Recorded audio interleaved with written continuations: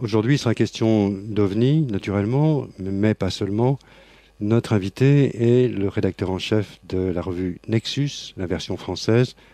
Son nom est David Dennery et cette édition française est disponible depuis 1999. J'aimerais, David, pour commencer, connaître l'histoire un peu de cette revue d'abord australienne et comment tu as inauguré en fait cette diffusion en langue française. C'est un petit peu l'occasion qui fait le larron, hein. C'est un ami qui nous a présenté cette revue, hein, qu'on ne connaissait pas, parce que bon, tu imagines que toutes les revues de langue étrangère ne passent pas dans les kiosques en France, évidemment. Surtout celle-là qui est quand même un petit peu alternative, et qui nous a présenté ça. Et on était à une époque où on découvrait un petit peu tous les dessous du dessus, toutes les coulisses des manipulations en jeu dans l'actualité. Et on a été séduit par le contenu de cette revue. Et donc on s'est mis en contact avec l'éditeur australien Duncan Rhodes. Le courant est tout de suite passé. Et lui-même a tout de suite joué le jeu, évidemment, pour une traduction française. Mhm. Alors, vous avez traduit l'essentiel de la revue dans un premier temps, ou vous êtes déjà, dès le début, détaché un peu du contenu original? On a toujours été en autofinancement, donc on avait très très peu de moyens. On était même bénévole au démarrage, donc on n'avait pas du tout les moyens de faire nos propres enquêtes ou nos propres articles, ni même notre propre maquette ou notre propre couverture, ce qui a bien changé depuis. Et on gardait la couverture originale, on gardait la maquette originale, et on ne faisait que traduire quasiment mot à mot les articles du Nexus australien. Mhm. Et puis on a démarré avec très peu de ventes, évidemment. Et puis les mois passant, les numéros passant, les ventes ont régulièrement augmenté, libérant de plus en plus de moyens. D'abord pour nous payer des petits salaires, ensuite pour refaire une maquette, puis une couverture, l'adapter à un lectorat français, ce magazine, cette revue. Et au final, aujourd'hui, pour en venir à quasiment compléter l'édition australienne, je dirais que la version française comporte entre 30 et 50% sont propres à l'édition française. Mhm. Effectivement, donc une certaine autonomie. Une autonomie totale. On est des gens qui fonctionnons complètement au feeling, je dirais, avec Duncan Rhodes. C'est la bonne entente cordiale. Il nous fait entièrement confiance pour pressentir ce qui peut intéresser le lectorat français. Et là-dessus, on est vraiment entièrement libre, quoi. Mhm. C'est vraiment super de travailler dans des conditions comme ça. On n'est pas des businessmen, ni les uns ni les autres, et la souplesse est de mise, et même la règle. Alors, j'ai découvert le mot Nexus en même temps que la revue. Ne savais pas que c'était un mot latin signifiant un lien, un entrelac de cause et d'effet. Est-ce qu'on pourrait dire un centre névralgique? Ouais, l'entrelac de cause et d'effet, c'est un terme qui est employé en français, en tout cas en théologie, uniquement, alors que l'acception anglophone est bien plus usitée. On dit un nexus en anglais pour parler d'un groupe de personnes qui ont des intérêts communs, par exemple, ou pour tout groupe entrelac effectivement de relations, voilà. Mhm. Mais avec évidemment sous-jacent l'acception étymologique qui, elle, vient bien de la théologie et du latin, et qui signifie l'entrelac des causes et des effets. Mhm. Parmi vos nombreux combats alternatifs, tu le disais tout à l'heure, il y a celui des vaccinations, essayer d'apporter au public certains éclaircissements sur la nocivité des vaccinations ou alternativement le fait que scientifiquement leur efficacité ne soit pas prouvée. Et ça vous a coûté, je crois, assez cher l'automne dernier, cette affaire. Oui, c'est le moins qu'on puisse dire. Mais à la rigueur, on a fait là, je dirais, on est passé à l'épreuve du feu, et puis c'est presque une reconnaissance officielle qu'on a obtenue finalement. Donc c'est sans regret que nous nous sommes libérés à cette occasion de toute subvention ou de tout soutien des pouvoirs publics, puisqu'effectivement, à l'inverse de l'ensemble de la presse, tout comme la revue de Bécassine ou Deux Chevaux Magazine ou New Look, qui participent au terme du texte à la pluralité de la pensée, ce qui est un petit peu marrant, ce n'est pas le cas de la revue Nexus, pourtant, qui fonde ses articles sur des études très scientifiques. Mais le débat démocratique n'est pas vraiment d'actualité, semble-t-il, en France, en tout cas sûrement pas au pays de Pasteur en ce qui concerne le sujet de la vaccination. Et de ce point de vue-là, pourtant, je pense que nous sommes plus rationalistes que le roi, puisque nos articles en la matière étaient effectivement très fondés. On a remis en cause non seulement l'innocuité des vaccins, mais ce qui était important, on est allé beaucoup plus loin, puisqu'on a remis même en cause le principe de la vaccination, en étudiant un petit peu plus précisément l'histoire de la vaccine et de la pseudo-découverte d'un grand communicant qui était Pasteur avant tout, c'était un chimiste, il n'était même pas biologiste, encore moins médecin, et pour mettre en évidence que la rage d'abord est loin de tuer l'ensemble des personnes qui contractaient le virus, mais environ 12% d'entre eux. Donc vraiment en mettant à mal la démonstration qu'a fait à l'époque Pasteur, qui a été une très très bonne opportunité politique essentiellement et médiatique pour le régime alors au pouvoir. Mmh. Alors effectivement, on nous a reproché de remettre en cause les acquis positifs de la science en la matière. Et Dieu sait pourtant si la médecine n'est pas une science exacte, sinon on en serait encore à faire des saignées comme au temps des médecins de Molière. Mais ça n'a pas empêché la commission paritaire, qui dépend des services du Premier ministre, qui alloue ce numéro de commission paritaire, de nous reprocher effectivement de remettre en cause l'innocuité des vaccins, et par là même, je reprends les termes exacts de ce refus, d'inquiéter les esprits les plus fragiles. Voilà, donc c'est très très étonnant, et si c'est pas une censure, je me demande bien ce que c'est. Néanmoins, voilà comment en France on en est arrivé aujourd'hui il n'y a même plus besoin de déguiser les choses, quoi. Je crois que le plus dur dans cette histoire, c'est le manque de réaction de nos confrères de la presse, puisque aucun ne nous a soutenus, à part des petits journaux alternatifs vendus par abonnement. Aucun de ceux qui paraissent en kiosque ne s'est inquiété de la situation.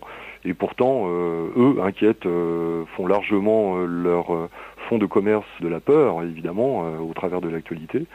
Et si eux ne sont pas susceptibles, ou du moins leurs informations ne sont pas susceptibles d'inquiéter les esprits les plus fragiles, alors je ne sais pas comment on pourrait les inquiéter. Donc le résultat, concrètement, c'est que vous êtes passé d'une TVA de 2,9% à 16,9%. De 10 à 19,6%. Ouais. Donc une augmentation de 15% de nos charges, alors qu'on a répercuté sur notre prix de vente. Pourtant, nous n'avions, depuis 1999, donc cela faisait 8 ans d'existence au cours desquels on n'avait jamais répercuté ne serait-ce que la hausse des prix, l'inflation. Et bon, par manque d'opportunisme, je crois, tout simplement, puis parce que notre travail à nous, c'est l'info et peut-être plus que la gestion. Toujours est-il qu'on a répercuté cette hausse de 15% sur notre prix de vente et que ça n'a pas, en tout cas, infléchi nos progressions, la progression de nos ventes, ce qui, dans le monde de la presse aujourd'hui, est quand même un sacré succès et un beau pied de nez fait au pouvoir public, en l'occurrence. Parce que la presse se porte, on entend partout dire ô combien la presse est en grave difficulté, ce qui n'est pas notre cas. Le coup dur, par contre, que là on a dû prendre en charge, c'est la hausse de 500% de nos envois postaux, car on nous commande Nexus à distance, par correspondance, et là par contre, ça a été une multiplication par 5 de ces charges-là. Alors ça, c'est un petit peu plus dur, mais bon an, mal an, les progressions des ventes étant ce qu'elles sont, on a pris une année de retard dans nos progressions de marge, mais c'est tout, quoi. Bon, alors, on prendra des vacances un peu plus tard, c'est pas très grave. Bien, j'ai un esprit militant, donc on peut soutenir soit en s'abonnant, soit en achetant au kiosque. Oui, effectivement, oui, bien sûr. Tous les 2 mois. Tous les 2 mois, le Nexus est bimestriel, effectivement. On paraît tous les premiers des mois impairs. Bon, militant, je sais pas si c'est vraiment le terme, parce qu'on a vraiment des articles de fond, on tient vraiment à prendre les rationalistes ou les pseudo-rationalistes que nous, on pense plutôt être de l'ordre du scientisme que de la science sur leur propre terrain.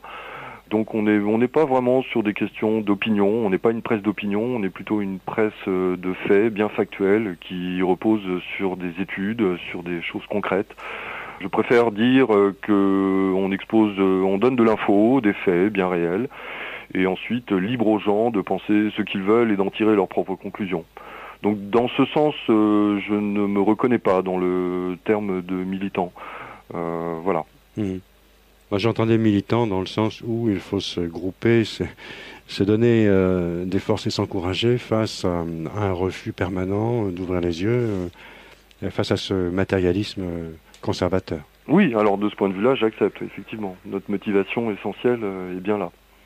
Je transmets une question de Alex qui se demande si vous avez envisagé de présenter la revue en ligne, une sorte de paiement à la lecture.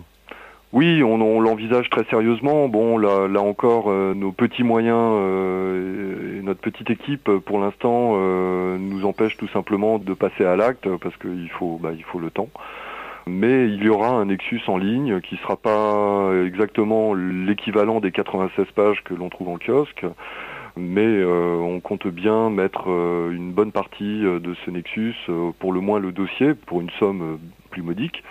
Mais mettre un Nexus en ligne, ma foi, ça me paraît être complètement d'actualité, oui. À signaler pour la forme que sur ces 96 pages, il y a une bonne quinzaine de pages qui présentent une sorte de catalogue d'ouvrages qu'on peut se procurer par votre librairie. Oui, c'est vrai, oui. Bon, ça fait partie de nos moyens de financement qui sont de vendre des livres que l'on ne trouve pas en devanture de toute bonne librairie habituellement, et d'en faire la promotion et de pouvoir effectivement les distribuer. Ça fait partie de nos revenus pour une part non négligeable. Je rajouterais qu'il y a également quelques pages qui donnent les sommaires des anciens numéros de Nexus, car encore une fois, les sujets et les articles de fond restent d'actualité et on continue de nous commander énormément de ces anciens Nexus, même anciens, de 8 ans, et c'est important pour nous, même s'il y en a une partie que l'on retire en photocopie, même qui sont évidemment sous la forme d'un magazine, mais où là on fait très très peu de profit, puisque les photocopies coûtant ce qu'elles coûtent, c'est essentiellement pour satisfaire la demande importante du lectorat. Alors les présentations étant ainsi faites, on s'offre une toute petite pause musicale et on va aborder divers sujets avec David Dennery, rédacteur en chef de la revue Nexus. On va évoquer différents thèmes, on va parler d'OVNI dans un moment. La revue Nexus consacre une part importante aux OVNI dans chaque numéro. On va parler de la localisation ou non-localisation plutôt de la conscience. On va parler des énergies libres, un autre thème très important et récurrent de la revue Nexus. Mais commençons par ce qui ouvre le magazine actuellement disponible. C'est titré « La terreur fabriquée ». Il est question de revenir sur le 11 septembre. Alors, David, je me suis demandé si ce n'est pas le français Thierry Messant qui, dans l'année qui a suivi, avait finalement tout lancé. Ah oui, je pense que Thierry Messant, là, on ne peut pas lui enlever cela. Il a effectivement été un des premiers à soulever les nombreuses incohérences de la version officielle qui nous avaient tous un petit peu hypnotisés au fil des heures et des journées, voire des semaines et des mois qui ont suivi, où on en repassait en boucle ces images terrifiantes. Moi, je ne peux que lui tirer mon chapeau, et d'ailleurs, il a pris une sacrée volée de bois vert à l'époque. C'est évidemment, Thierry Messant a eu un rôle très important, et d'ailleurs pas qu'en France, il a été mondialement reconnu dans son enquête, qui portait essentiellement sur le Pentagone et l'attentat qui a concerné le Pentagone. Alors, qu'est-ce qu'on relève 6 ans plus tard sur ce qu'on appelle une imposture dans la revue Nexus? Vous soulignez point à point tout ce qui ne va pas dans le rapport. Oui, alors bon, ce dossier synthétique, je n'en suis pas l'auteur, donc je ne maîtrise pas tous ces points, et d'ailleurs il n'est pas exhaustif. Encore une fois, en une quinzaine de pages, on peut vraiment pas faire le tour de la question, tellement les incohérences sont nombreuses en la matière. Je dois dire que je suis un petit peu même perplexe, je saurais même pas par quoi commencer si on devait le faire. On peut rappeler, effectivement, puisqu'on parle de Thierry Messant en ce qui concerne le Pentagone, que les avions de ligne ne sont absolument pas conçus pour traverser 5 enceintes de béton armé et laisser un trou béant de 4 mètres de diamètre. Déjà, n'importe quel technicien ou ingénieur peut comprendre ça. Un avion, c'est fait pour emporter des passagers et pour être le plus léger possible pour pouvoir décoller. Et la structure même d'une carlingue ne peut absolument pas occasionner de tels dégâts. Bon, ça plus l'absence de tout débris reconnaissable d'un Boeing 767. En l'occurrence, par exemple, les réacteurs ont une image, en tout cas, rappelle absolument pas et n'est absolument pas du diamètre de ceux qui équipent ces avions-là, mais plutôt du diamètre de ceux qui équipent les missiles comme la version Tomahawk, par exemple. Bon, on peut ensuite s'étonner que lors de tout attentat ou de toute catastrophe aérienne, vous savez que les avions de ligne sont sujets à une maintenance extrêmement rigoureuse, à un cahier des charges très très précis. Toutes les pièces sont parfaitement immatriculées, numérotées, gravées, tout simplement pour les questions de sécurité, pour bien vérifier qu'elles ont été changées au bon moment dans la vie d'un avion. Ici, que ce soit à New York ou à Washington, aucun de ces éléments n'a pu être inventorié et en tout cas n'a pas été donné par le FBI et aux enquêteurs civils. D'où d'ailleurs les nombreux procès et les centaines de familles de victimes qui se sont portées civiles contre le gouvernement. Bon, déjà là il y a une énorme absence, omission en tout cas en la matière. Bon, ensuite, quand on voit que la commission d'enquête sur le 11 septembre a fonctionné avec quelques millions de dollars, je crois, 3,5, alors que les frasques du président Clinton, la commission d'enquête qui était chargée de déterminer exactement la nature des ébats du président Clinton avec sa secrétaire, a bénéficié de que je crois quelque chose comme une vingtaine de millions de dollars, on peut quand même s'étonner d'une telle disparité. Etc., Didier. Je reprendrai pas le dossier dans son complet, mais les tours qui s'effondrent, qui sont les seules, c'est pas la première fois qu'un gratte-ciel prend feu, c'est arrivé une dizaine de fois dans l'histoire de l'architecture. Certains ont brûlé pendant 48 heures, aucun d'entre eux ne s'est écroulé ou n'a montré de défaillance. Ici, on a à l'évidence des feux avec une fumée noire qui manque d'oxygène, qui ne sont pas extrêmement virulents, et des tours qui s'effondrent en l'espace de moins d'une heure. Donc là aussi, tous les ingénieurs qui se prononcent sur la question ne peuvent que s'en étonner.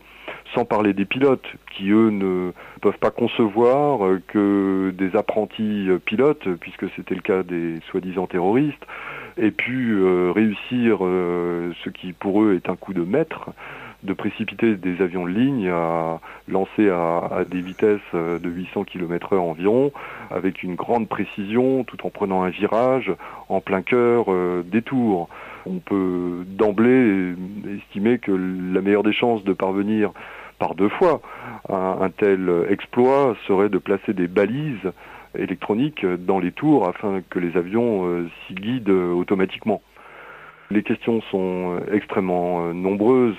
Et d'ailleurs, c'est maintenant la majorité des Américains qui doutent de la version officielle, même si les médias en France, en tout cas l'omerta en France est totale à ce sujet, puisque même le monde diplomatique a mis son veto sur la possibilité de traduire les articles qui ont fait la couverture l'été dernier de sa version norvégienne, et qui reconnaissait les enquêteurs norvégiens du monde diplomatique, qui est quand même assez lointain comme organe de presse, assez lointain de ce qui est le plus populaire. On connaît le monde diplomatique, ce sont des enquêteurs quand même assez professionnels.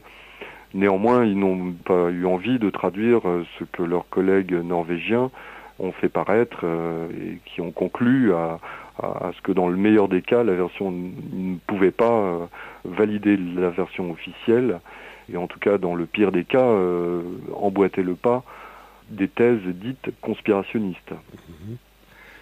Donc, est-ce qu'on peut dire qu'au minimum, les autorités américaines étaient prévenues et ont laissé faire? Est-ce que c'est un consensus qui peut accorder le plus grand nombre? Oui, je pense que c'est le minimum qu'on puisse dire. C'est effectivement que le gouvernement américain était au courant de ces attaques, contrairement aux déclarations qui ont été faites par ses porte-paroles, dont Condoleezza Rice, par exemple, qui l'a déclaré. On sait maintenant, de sources sûres, que le FBI avait reçu de nombreux avertissements et que ça faisait même partie du travail d'un de ces enquêteurs qui a travaillé là-dessus de nombreux mois. Donc ça, c'est vraiment le minimum. Y compris la France, les services français avaient informé les Américains, dit-on. Oui, tout à fait. La France les avait prévenus de ce danger, de ce risque. L'Allemagne également l'avait fait. Mais je crois que le FBI, d'ailleurs, ne parle pas comme un seul homme en la matière, puisque la fiche officielle qui concerne la recherche, vous savez, hein, aux États-Unis, on est toujours le pays du western, on fait des wanted, des affiches de recherche pour les grands criminels. C'est le cas des terroristes, et en tout cas celle qui concerne Oussama Ben Laden ne mentionne absolument pas les attentats du 11 septembre. Donc même les très officiels services du FBI ne font pas porter le chapeau à Oussama Ben Laden. Mmh. Il y a aussi cette déclaration de Ben Laden qui ne serait pas émanant du vrai Ben Laden. Oui, tout à fait, oui. Dans les quelques jours qui ont suivi cette vidéo, dans cette vidéo, Oussama Ben Laden se défend catégoriquement être à l'origine des attentats.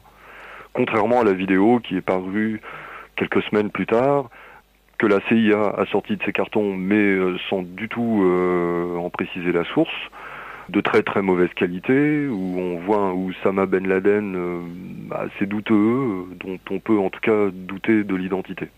Mmh.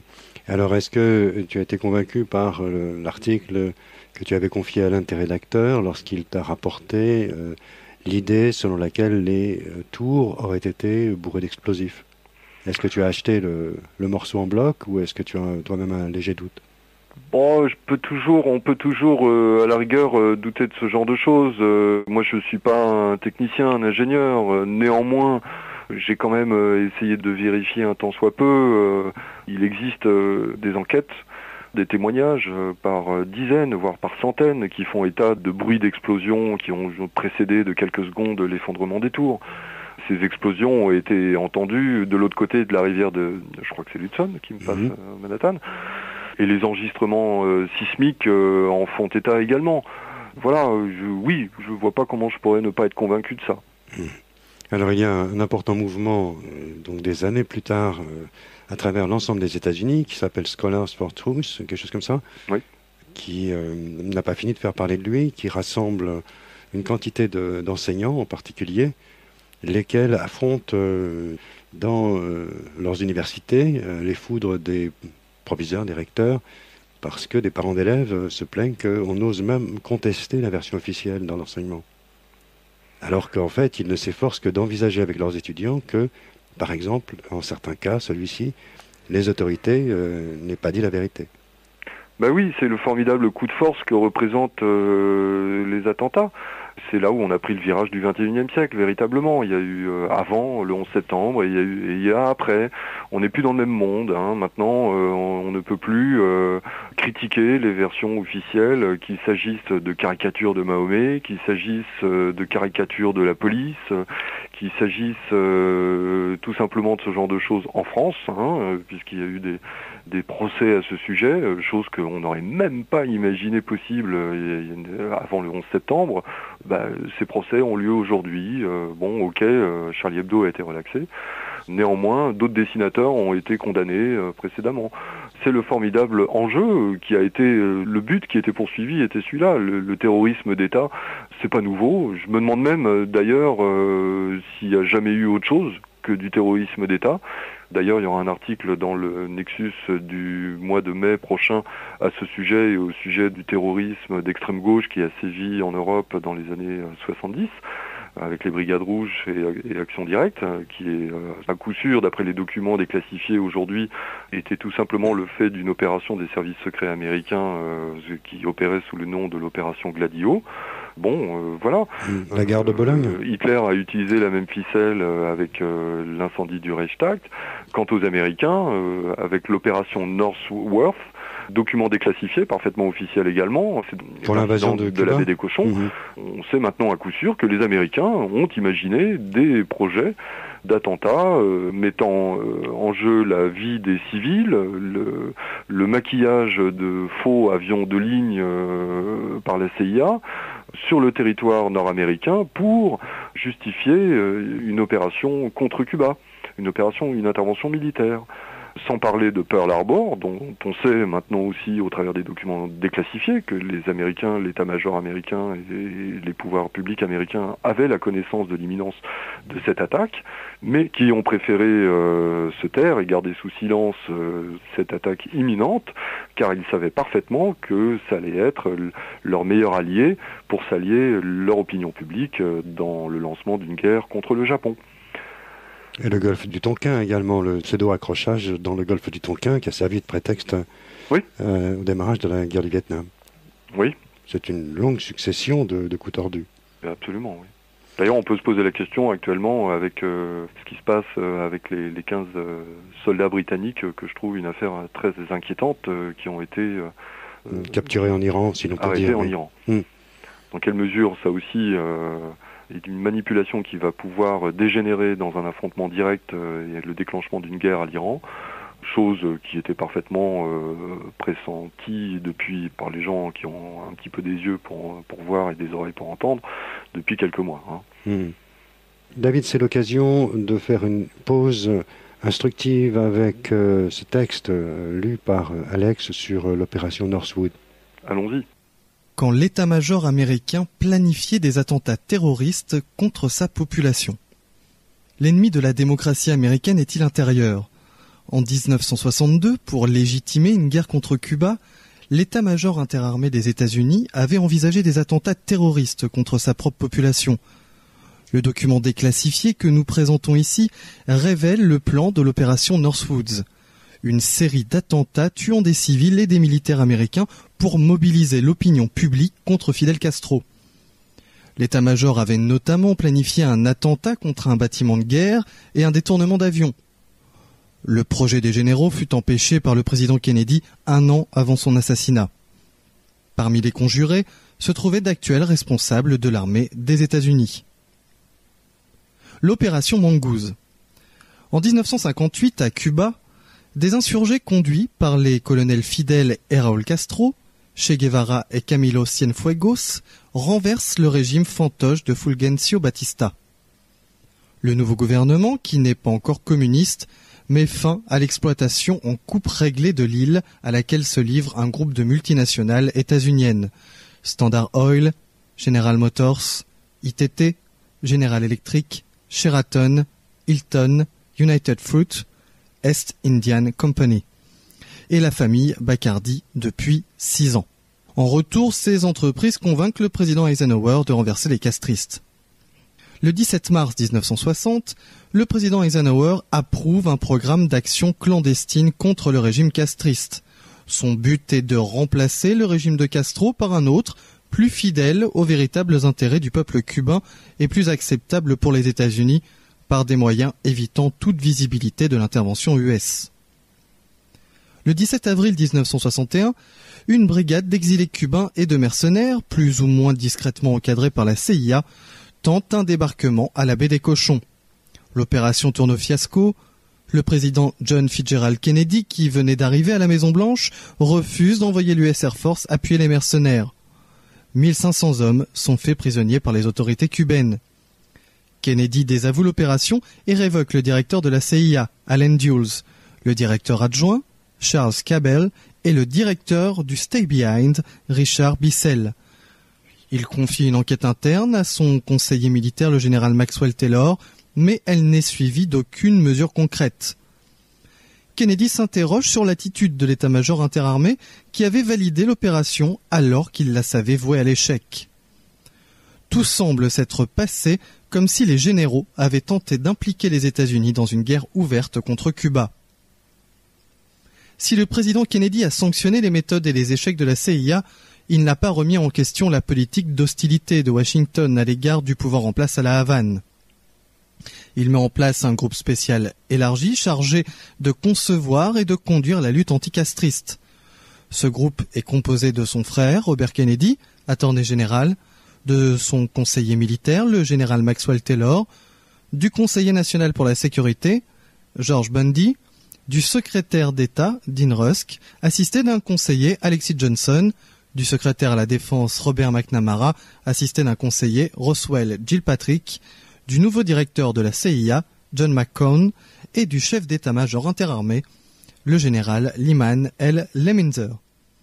Ce groupe spécial élargi imagine un ensemble d'actions secrètes rassemblées sous le titre générique d'opération Mangouste. Pour les réaliser, la coordination opérationnelle entre le département d'État, le département de la Défense et la CIA est confiée au général Edward Lansdale, assistant du secrétaire à la Défense en charge des opérations spéciales et à ce titre directeur de la NSA. Tandis qu'au sein de la CIA, une unité ad hoc est constituée, le groupe WW, dirigé par William Harvey.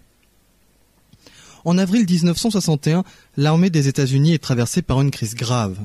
Le major général Edwin Walker, qui avait suscité les affrontements racistes de Little Rock avant de prendre le commandement de l'infanterie stationnée en Allemagne, est révoqué par le président Kennedy. Il est accusé de développer un prosélytisme d'extrême droite dans les armées. Lui-même appartiendrait à la John Birch Society et aux authentiques chevaliers du triple K, le Ku Klux Klan. La commission des affaires étrangères du Sénat diligente une enquête sur l'extrême droite militaire. Les auditions sont conduites par le sénateur Albert Gore, Tennessee, père du futur vice-président américain. Les sénateurs suspectent le chef d'état-major interarmé, le général Lyman Leminzer, de participer au complot Walker. Gore sait que Leminzer est un spécialiste de l'action secrète. En 1943, il avait personnellement dirigé les négociations visant à retourner l'Italie contre le Reich, puis, en 1944, il conduisit avec Allen Dulles les négociations secrètes avec les nazis à Ascona, en Suisse, préparant la capitulation, la fameuse opération Sunrise. Il participa à la création du réseau Stay Behind de l'Alliance, retournant des agents nazis pour lutter contre l'URSS et à l'exfiltration de criminels contre l'humanité vers l'Amérique latine. Mais Gore ne parvint pas à mettre en évidence sa responsabilité dans les événements contemporains. Une correspondance secrète du général Leminzer, récemment publiée, montre qu'il complotait avec le commandant des autres forces américaines en Europe, le général Loris Norstad, et d'autres officiers de très haut rang pour saboter la politique de John Fitzgerald Kennedy. Les militaires extrémistes dénoncent le refus de Kennedy d'intervenir militairement à Cuba. Ils considèrent les civils de la CIA comme responsables de la mauvaise planification du débarquement de la baie des Cochons et le président Kennedy comme un lâche pour avoir refusé l'appui de l'US Air Force. Pour débloquer la situation, ils imaginent de fournir un prétexte politique à Kennedy pour intervenir militairement. Ce plan, dit Opération Northwoods, Bois du Nord, donne lieu à des études poussées qui sont formalisées par le brigadier général William Craig. Il est présenté au groupe spécial élargi par le général Leminzer lui-même le 13 mars 1962. La réunion se tient au Patagone, dans le bureau du secrétaire de la Défense, de 14h30 à 17h30. Elle se termine très mal. Robert McNamara rejette le plan en bloc, tandis que le général Leminzer se fait menaçant. S'ensuivent 6 mois de permanente hostilité entre l'administration Kennedy et l'état-major interarmé, puis l'éloignement de Leminzer et sa nomination comme chef des forces US en Europe. Avant de partir, le général donne l'ordre de détruire toutes les traces du projet Northwoods, mais Robert McNamara conserve la copie du mémo qui lui avait été remis. L'opération Northwoods vise à convaincre la communauté internationale que Fidel Castro était irresponsable au point de représenter un danger pour la paix de l'Occident. Pour ce faire, il est prévu d'orchestrer puis d'imputer à Cuba de graves dommages subis par les États-Unis. Voici quelques-unes des provocations projetées. Attaquer la base américaine de Guantanamo. L'opération aurait été conduite par des mercenaires cubains sous uniforme des forces de Fidel Castro. Elle aurait inclus divers sabotages et l'explosion du dépôt de munitions, laquelle aurait nécessairement provoqué des dégâts matériels et humains considérables. Faire sauter un navire américain dans les eaux territoriales cubaines, de manière à raviver la mémoire de la destruction du Maine en 1898, qui avait conduit à 266 morts et qui provoqua l'intervention américaine contre l'Espagne. Le bâtiment aurait été en réalité vide et télécommandé. L'explosion aurait été visible de la Havane ou de Santiago pour que l'on dispose de témoins. Des opérations de secours auraient été conduites pour crédibiliser des pertes. La liste des victimes aurait été publiée dans la presse et de fausses obsèques auraient été organisées pour susciter l'indignation. L'opération aurait été déclenchée lorsque des navires et avions cubains se seraient trouvés dans la zone pour pouvoir leur imputer une attaque. Troisième idée, terroriser les exilés cubains en organisant quelques plastiquages contre eux à Miami, en Floride et même à Washington. De faux agents cubains auraient été arrêtés pour disposer d'aveux. De faux documents compromettants, établis à l'avance, auraient été saisis et distribués à la presse. Mobiliser les États voisins de Cuba en leur faisant croire à une menace d'invasion. Un faux avion cubain aurait bombardé de nuit la République dominicaine ou un autre État de la région. Les bombes utilisées auraient été évidemment de fabrication soviétique. Mobiliser l'opinion publique internationale en détruisant un vol spatial habité. Pour frapper les esprits, la victime aurait été John Glenn, premier Américain à avoir parcouru une orbite complète de la Terre avec le vol Mercury. Une provocation avait été plus particulièrement étudiée. Il est possible de créer un incident qui démontrera de manière convaincante qu'un avion cubain a attaqué et descendu un vol charter civil en route des États-Unis vers la Jamaïque, le Guatemala, Panama ou le Venezuela. Un groupe de passagers complices, qui pourraient être des étudiants par exemple, aurait pris un vol charter d'une compagnie détenue en sous-marin par la CIA. Au large de la Floride, leur avion aurait croisé une réplique, en fait, un avion apparemment identique, mais vide, et transformé en drone. Les passagers complices seraient retournés sur une base de la CIA, tandis que le drone aurait continué en apparence leur trajet. L'appareil aurait émis des messages de détresse, indiquant qu'il était attaqué par la chasse cubaine, et aurait explosé en vol. La réalisation de ces opérations implique nécessairement la mort de nombreux citoyens américains, civils et militaires, mais c'est précisément leur coût humain qui en fait d'efficaces actions de manipulation. Pour John Fitzgerald Kennedy, Lee Minzer est un anticommuniste hystérique soutenu par des multinationales sans scrupules. Le nouveau président comprend le sens de la mise en garde de son prédécesseur, le président Eisenhower, un an plus tôt, lors de son discours de fin de mandat, je le cite, « Dans les conseils du gouvernement, nous devons prendre garde à l'acquisition d'une influence illégitime, qu'elle soit recherchée ou non par le complexe militaro-industriel. Le risque d'un développement désastreux d'un pouvoir usurpé existe et persistera. Nous ne devons jamais laisser le poids de cette conjonction menacer nos libertés ou les processus démocratiques. Nous ne devons rien considérer comme acquis. Seule une vigilance et une conscience citoyenne peuvent garantir l'équilibre entre l'influence de la gigantesque machinerie industrielle et militaire de défense et nos méthodes et nos buts pacifiques, de sorte que la sécurité et la liberté puissent croître de pair. » Fin de citation. En définitive, John Fitzgerald Kennedy résiste aux généraux Walker, Lee Minzer et à leurs amis et refuse d'engager plus avant l'Amérique dans une guerre à outrance contre le communisme à Cuba, au Laos, au Vietnam ou ailleurs. Il est assassiné le 22 novembre 1963. Le général Lee Minzer prend sa retraite en 1969, mais en 1975, alors que le Sénat commence des investigations sur le rôle exact de la CIA sous l'administration Nixon, Gerald Ford, qui assure l'intérim de la présidence depuis le scandale du Watergate, lui demande de participer à cette enquête. Après qu'il eut aidé à enterrer la polémique, Ford le sollicite à nouveau pour animer un groupe de pression. Le Committee on the Present Danger, CPD, Comité sur le danger actuel. Cette association est une création de la CIA, alors dirigée par George Bush père. Elle mène campagne contre le danger soviétique. Parmi ses administrateurs, on trouve divers responsables de la CIA et Paul Wolfowitz, actuel secrétaire adjoint à la Défense, en charge des opérations en Afghanistan. Parallèlement, Gerald Ford promeut le brigadier général William Craig, qui avait dirigé les études préliminaires de l'opération Northwoods, directeur de la National Security Agency, la NSA. Le général Lemay Lee Minzer meurt le 12 novembre 1988. En 1992, l'opinion publique américaine s'interroge sur l'assassinat du président Kennedy après la diffusion du film d'Oliver Stone montrant les incohérences de la version officielle. Le président Clinton ordonne la déclassification de très nombreuses archives de la période Kennedy. Dans les papiers du secrétaire à la Défense Robert McNamara, on retrouve l'unique copie conservée du projet Northwood. Voilà, un retour de l'opération Northwood lu par Alex, et nous pouvons continuer avec David Danéry, rédacteur en chef de la revue Nexus, l'édition française, qui est dans vos kiosques et par abonnement depuis 1999. Terminons avec Le 11 septembre, si tu veux bien, David, lorsque tu titres La terreur fabriquée, il faut bien que tout cela ait un agenda, comme disent les Anglais, autrement dit, un objectif planifié. Quelle est la raison derrière tout cela?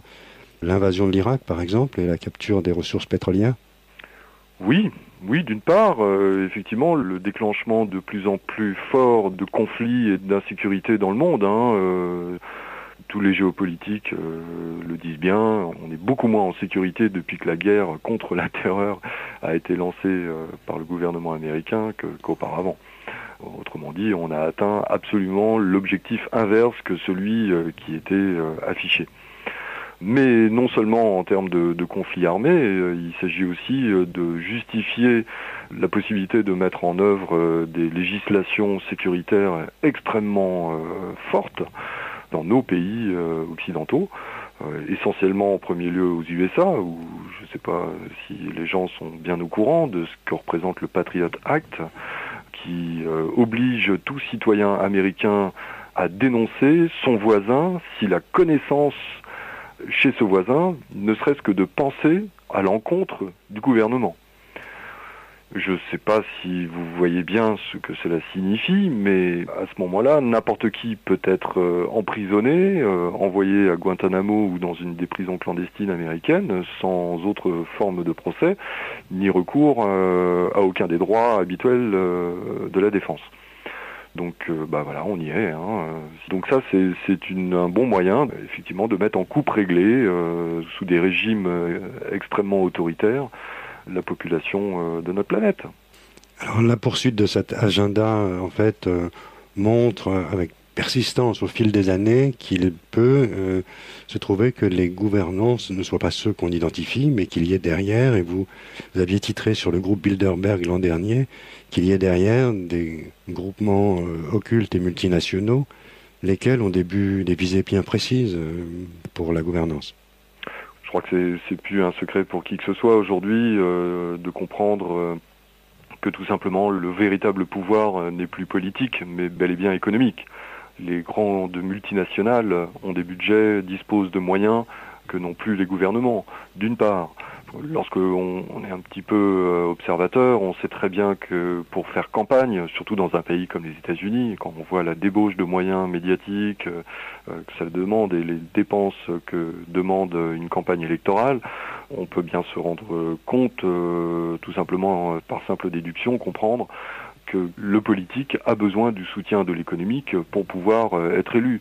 Donc dans cette mesure, malheureusement, la classe politique n'a plus grande marge de manœuvre et ne s'avère qu'être les marionnettes de ces grands pouvoirs financiers dont on ne connaît pas d'ailleurs très bien qui se cache derrière, puisque par nature, ces entités économiques à responsabilité limitée sont des vastes nébuleuses. Et puis là aussi, on peut penser à l'affaire Clearstream, et Denis Robert a bien révélé, avec ces agences de compensation, qui sont celles qui règlent les échanges monétaires, tous les échanges monétaires qui sont maintenant devenus complètement des jeux virtuels d'écriture, et a révélé que ces agences de compensation, il n'y en a que deux, il y en a une qui est basée à Londres, Clearstream, la seconde étant basée au Luxembourg, ont des comptabilités doubles, dont une qui est occulte, et chaque gouvernement, chaque grande entité économique, chaque institution financière dispose d'un compte occulte dans cette comptabilité noire. À partir de là, l'argent de la drogue participe, l'argent de la mafia passe par là également, et effectivement, on ne voit pas très bien comment les gouvernements étranglés par des déficits monstrueux peuvent avoir un quelconque pouvoir. Est-ce que tu as entendu parler de l'un des objectifs du gouvernement mondial, disons occulte, serait de réduire drastiquement la population mondiale? Oui, est-ce que c'est un des objectifs de ces gouvernements occultes? Je ne saurais dire. Ce qui est certain, c'est que Henry Kissinger a lui-même déclaré très officiellement, à l'issue d'une réunion du Council of Foreign Affairs, qu'effectivement c'était la préoccupation majeure à laquelle devraient faire face les gouvernants des décennies à venir, qui était effectivement l'accroissement démographique. Bon. Donc réduire la population mondiale par différents moyens, y compris des épidémies par exemple. Oui, comme celle du sida, épidémies, conflits. On sait très bien, par exemple, que l'Afrique n'est pas affamée par des conditions difficiles en termes de culture vivrière. L'Afrique est le continent le plus riche qui soit de ce point de vue. On peut y faire 3 récoltes par an. Je ne parle pas des zones désertiques comme le Sahel, évidemment, mais dans le reste du continent, il y aurait de quoi nourrir 3 fois la population africaine. Ce qui tue les Africains aujourd'hui, ce sont les conflits armés, les déplacements de population, les guerres programmées, essentiellement. La corruption, les guerres programmées, et puis toutes les maladies qui effectivement sont les maladies de la misère, que ce soit le choléra, la diphtérie ou le paludisme, qui sont les maladies de ceux qui ne peuvent pas se protéger, et qui sont les maladies malheureusement aujourd'hui que l'on tente de faire passer sous le vocable pratique du sida. Car les facteurs retenus par l'OMS pour définir ce qu'est un sida, par exemple, si la personne a perdu 20% de son poids dans les 2 mois qui ont précédé sa mort, c'est classé comme un sida. Donc ce ne sont pas des tests très très rigoureux qui sont faits de ce point de vue, et ça donne la conscience et la part belle aux grandes multinationales qui possèdent les territoires qui seraient à même au mieux de subvenir aux besoins alimentaires des populations, peuvent se retrancher derrière une maladie très très pratique contre laquelle on n'a pas trouvé a priori de remède. Mais sous le vocable de sida, il faut reconnaître que malheureusement se cachent toutes les maladies habituelles de la misère, que sont la diphtérie, le choléra, le paludisme et autres. On va aborder la question des ovnis, qui est un thème récurrent chez vous. Vous avez consacré 2 numéros consécutifs à ce qu'on appelle les bonnes feuilles du récent livre du docteur Stephen Greer, lequel a été notre invité il y a ça quelque temps. Et il est assez polémique parce que il se gêne pas, lui, pour parler, par exemple, d'opérations visant à effrayer les populations en manipulant de faux outils. Oui, effectivement, on a choisi de nous faire l'écho de Stephen Greer et du Disclosure Project. Alors polémique, effectivement, dans ce domaine, c'est facilement le cas. Difficile de vérifier l'information en la matière. Ni vous, ni moi n'avons rencontré encore d'extraterrestres, ni n'avons pu les inviter à une table de notre rédaction. D'abord, il y a 2 thèmes qui reviennent souvent dans Nexus et qui, pour moi, sont essentiels, car ce sont 2 mensonges, ou en tout cas de fausses informations, de sujets essentiels sur lesquels on peut baser la domination sur les populations. Et on en parlera peut-être tout à l'heure parce que Nexus y avait consacré également sa une dans un numéro assez récent. C'est d'une part le thème de la survie de la conscience à la mort du corps physique, car sur la peur de la mort se basent toutes les autres peurs, et le seul moyen de manipuler quelqu'un, c'est par la peur. Donc à partir de là, ça c'est un thème quand même qui, à mon avis, est très très important. Et on en reparlera, je crois, tout à l'heure, Didier. Tout à fait. Et également la question de la possibilité pour qu'il existe d'autres intelligences dans notre univers. Et de ce point de vue-là aussi, tant que l'humanité se croira isolée, et qu'elle le restera, de ces éventuelles intelligences extraterrestres, voilà, il y a peu d'espoir à avoir, parce qu'on voit bien à quel point effectivement la planète va mal, et s'il n'y a pas de secours possible ou de solutions possibles apportées de l'extérieur, après moi le déluge. Donc à partir de là, on coupe court à toute velléité de trouver des vraies solutions à des problèmes qui ne sont pas toujours vrais d'ailleurs, eux-mêmes. Alors en ce qui concerne Stephen Greer, il a quand même pour lui d'avoir des dizaines, voire même des centaines de témoignages qu'il a sortis du boisseau, de gens qui témoignent donc à visage découvert, qui sont des membres ou d'anciens membres de la CIA, des agences américaines, ou d'anciens membres des forces armées américaines. Ce sont quand même des gens qui n'ont a priori aucun intérêt à faire valoir leur identité dans un thème aussi habituellement autant ridiculisé par les médias. Donc le fait que ces gens-là témoignent à visage découvert, qu'ils disent ce qu'ils disent au sujet de la récupération de technologies au cours d'affaires comme celle de Roswell, et apparemment à d'autres occasions que celle de Roswell, est une validation en elle-même. Et Stephen Greer a mis en ligne les vidéos de ces témoignages. Il est difficile de croire que ces gens-là, ce ne sont pas des comédiens professionnels. On peut quand même déceler sur leur visage, dans le ton de leurs paroles, ou en tout cas pour ceux d'entre nous qui comprennent l'anglais. Moi, j'ai jamais pu déceler la moindre faille dans leur discours qu'ils répètent. Il y a quelque chose quand même d'extrêmement troublant. On peut demander à quelques comédiens de jouer la comédie et de nous faire croire à des faux semblants comme ça, mais à des dizaines de personnes dont ce n'est pas le métier, qui ont le regard droit et qui sont très embarrassés de devoir... On sent bien que leur seul intérêt est d'informer leurs semblables d'une situation. Il y a un moment donné où on peut plus fermer les yeux, quoi. Il faut quand même apporter un minimum de crédit à ces choses-là. Pour ceux qui n'auraient pas tout à fait suivi la trajectoire du docteur Greer, c'est un médecin de campagne originaire de Virginie, qui a présenté devant le Press Club à Washington en mai 2001, a présenté des dizaines de témoins. Et la presse devait s'en faire davantage l'écho. C'était un peu le flop, mais on a vu sur ces vidéos plusieurs dizaines de témoins, la main sur le cœur, disant « Je n'attends qu'une chose, c'est d'être entendu par le Congrès ». Chacun terminait sa déclaration de cette manière, en disant « Je n'attends qu'une chose, mais convoquez-moi ». À condition toutefois, évidemment, de me garantir de ne pas être poursuivi. Parce que un tel témoignage, en bien des cas, mériterait la prison pour avoir révélé des choses qui n'étaient pas censées diffuser ou rendre publiques. Donc la balle était dans le camp du Congrès, le Congrès n'a rien fait depuis. Mais c'est ça qui est pendant derrière l'action de Greer, c'est de déclencher des auditions, des audiences publiques au Congrès américain. C'est sa raison d'agir. Oui, vous faites bien, Didier. Mais c'est vrai que la question OVNI au travers du Disclosure Project de Stephen Greer prend vraiment une dimension incroyablement importante pour notre planète.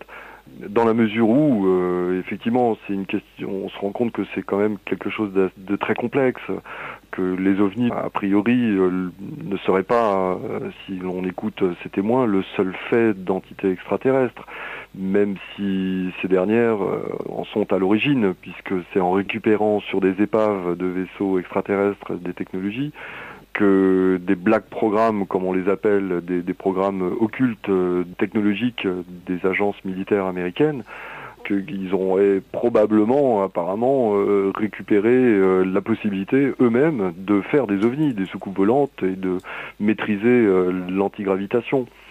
Alors c'est extrêmement complexe parce que on peut comprendre aussi que loin de se contenter de reconnaître enfin donc la réalité du phénomène OVNI, ce qui aujourd'hui d'ailleurs est chose faite avec la publication des archives du GEPAN sur Internet.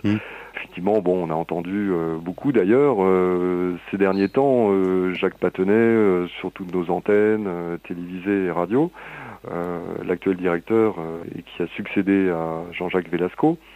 D'ailleurs, j'étais moi-même étonné de voir que les journalistes ne se sont pas contentés de l'actuel directeur et sont allés chercher le témoignage de Jean-Jacques Velasco, qui pourtant avait été, si j'ai bien compris, un petit peu mis à l'écart de ses responsabilités dans ce département du CNES, à cause de ses positions ouvertes en faveur de l'hypothèse extraterrestre comme étant à l'origine du phénomène OVNI. Oui, on note que Jean-Jacques Velasco a beaucoup brillé ces derniers temps dans les différents médias à l'occasion de la publication des archives du CNES. Et c'est justice, c'est un juste retour. Ah oui, moi je trouve ça absolument très bien. Mais ce qui m'intéresse beaucoup, c'est que effectivement, dans ce que révèle Stephen Greer, en fait, l'hypothèse qu'il émet est que la prochaine étape, après avoir plongé le monde, l'opinion publique dans la terreur avec les attentats terroristes du 11 septembre, serait de hâter une unification militarisée de la planète en mettant en scène une fausse invasion extraterrestre. En vue de militariser l'espace ? Et une militarisation, effectivement, la justification du déploiement dans l'espace, chose qui était restée jusqu'alors comme un domaine sacré, le déploiement dans l'espace d'armes, d'armement, pour défendre la planète contre de soi-disant extraterrestres. Inutile de vous dire qu'une fois que les armes seront en orbite au-dessus de nos têtes, elles ne viseront pas forcément l'espace interstellaire, et qu'elles pourront très facilement tourner de 190 degrés pour atteindre n'importe quel point de la planète avec la précision d'un laser. Ce qui quand même fait un petit peu froid dans le dos. C'est là où, David Dannery, le concept d'exopolitique est assez nouveau pour le public français, et qu'il est abordé dans la revue Nexus. Alors il y a deux tenants principaux de l'exopolitique, c'est Michael Salla et puis le Canadien, le Dr Weber. Oui. Et Paul Hellyer, l'ancien ministre canadien de la Défense, a rejoint le mouvement exopolitique.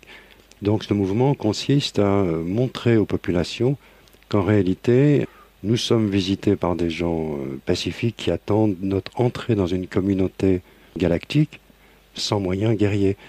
Simplement, c'est assez contradictoire avec les volontés du lobby militaro-industriel américain, lequel cherche n'importe quel prétexte pour militariser l'espace. Exact. Il veut récupérer ce phénomène OVNI pour effectivement arriver à ses fins. C'est peut-être utile de se mettre dans la peau d'un extraterrestre qui voudrait passer quelques vacances sur la planète. Il faut bien se rendre compte que la moindre intrusion d'un espace aérien militarisé comme l'est l'ensemble d'ailleurs des espaces aériens sur Terre aujourd'hui, qu'il est tout de suite accueilli par la chasse. Tout objet qui ne peut pas être identifié comme ami est forcément un ennemi qu'il faut abattre. Donc voilà, si parmi les sceptiques, certains avaient envie de soulever comme argument que si les extraterrestres existaient, ils se seraient signalés depuis longtemps, on peut répondre qu'ils seraient quand même assez mal inspirés de le faire parce qu'ils y risqueraient largement leur peau. Donc ça coupe court à pas mal de possibilités de ce point de vue. Oui, dans l'esprit des tenants de l'exopolitique, il est question d'un traité unilatéral. Bon, alors évidemment, les militaires s'opposent parce qu'ils ne voient pas pourquoi on devrait faire confiance et déclarer la paix à des inconnus. Oui, ça demande effectivement un acte de foi assez fort. Il y a effectivement, derrière la question OVNI, il y a probablement une verticalité à comprendre. Quelque chose qui est de l'ordre de la spiritualité, de la compréhension de ce qu'est la non-violence, et un grand pas à faire en avant pour unifier la planète, non pas en termes militaires, mais en termes spirituels. C'est l'enjeu, c'est la dimension verticale qui est sous-jacente à ce phénomène, et la velléité effectivement de nos gouvernants actuels qui n'ont pas tellement envie de perdre le contrôle des choses et de bien nous empêcher de concevoir cette verticalité par des questions de menaces et encore une fois de terreur fabriquée. Alors là, les deux numéros les plus récents ont été consacrés aux bonnes feuilles du dernier ouvrage du Dr Greer, mais juste avant, il y a 3 numéros de cela. Je dis ça pour montrer aux auditeurs que ce n'est pas occasionnel chez vous le dossier OVNI, mais c'est un des pôles de préoccupation de l'équipe. Oui. Vous aviez fait appel à un type assez brillant, on l'a vu en télé récemment, le seul qui a sorti son épingle du jeu sur le plateau guignolesque de Stéphane Bern, c'est Stéphane Alix. Et vous avez fait appel à lui dans une interview dans le Nexus, il y a de ça 3 numéros. Oui. Voilà, votre souci de clarté vous fait vous adresser aux personnes qui s'expriment oui, parce que Stéphane Alix est un grand reporter qui a eu le courage effectivement d'aborder ce thème en risquant d'être ridiculisé, parce que depuis de quelques décennies, il semble que ces derniers jours, ça soit un petit peu moins le cas, avec la mise en ligne des archives du département du CNES. Mais jusqu'alors, effectivement, il a eu ce courage. Stéphane Alix est un grand reporter connu pour ses enquêtes sur le Moyen-Orient, le combat du commandant Massoud contre les soviétiques au moment où ils étaient encore en Afghanistan. C'est quelqu'un qui a la tête froide, qui est bien cartésien, qui est bien français dans son professionnalisme et son éthique journalistique, et qui n'était pas du tout pressenti sur ce thème, et qui d'ailleurs lui-même ne s'y était jamais intéressé, qui a été sensibilisé à la question alors qu'il interviewait une des sommités de la diaspora tibétaine, qui est le Karmapa, en exil en Inde, et lorsque le Karmapa, au détour d'une conversation contre toute attente, l'a sensibilisé à cette question en lui disant mais écoutez, voilà, il y a quelque chose d'intéressant quand même, il y a d'autres c'est la question extraterrestre, ça a fait son chemin.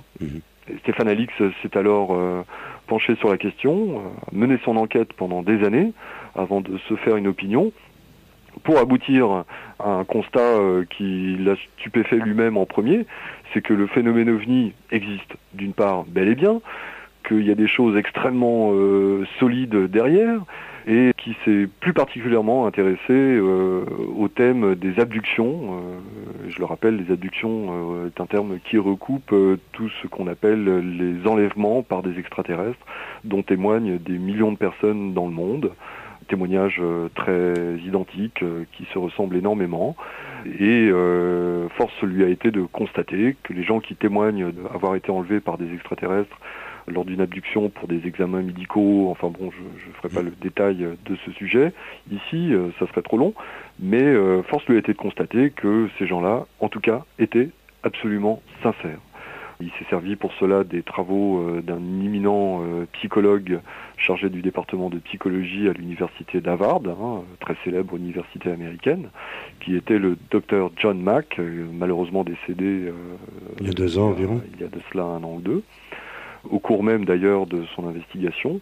Donc quand quelqu'un comme Stéphane Alix, d'une probité comme la sienne, affirme haut et fort de la réalité de ce genre de phénomène, on ne peut que lui tirer notre chapeau et nous faire l'écho des résultats de son enquête. Là, on vient de brosser 2 des 4 dossiers que nous nous étions fixés ensemble, David Dannery. On va faire une pause musicale et, disons-le tout de suite, il nous reste à traiter la conscience. Alors, la non-localisation, non-localité de la conscience. Et puis, l'autre sujet, les énergies libres. Ok Didier, à tout à l'heure. En compagnie de David Dannery, rédacteur en chef de la revue Nexus, on va maintenant aborder la conscience. Il titrait récemment « La conscience n'est pas le produit du cerveau ». Des cardiologues, des biologistes, des neurologues le démontrent.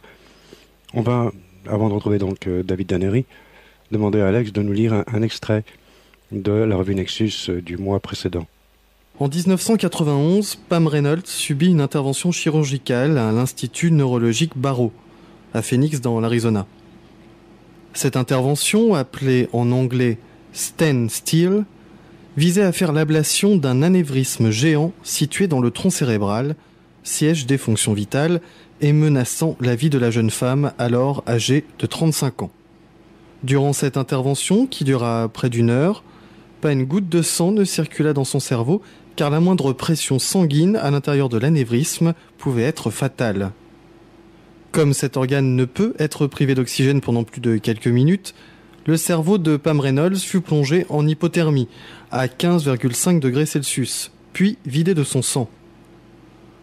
Au cours de cette intervention, l'activité électrique de son cerveau fut enregistrée à l'aide d'un EEG, électroencéphalogramme. De plus, on monitora ce qui se passait dans le tronc cérébral par l'entremise de potentiels évoqués auditifs. Il fut ainsi possible de montrer que les ondes cérébrales de Pam Reynolds étaient plates et son tronc cérébral inactif. En d'autres termes, cette dernière était cliniquement morte et son cerveau ne fonctionnait plus.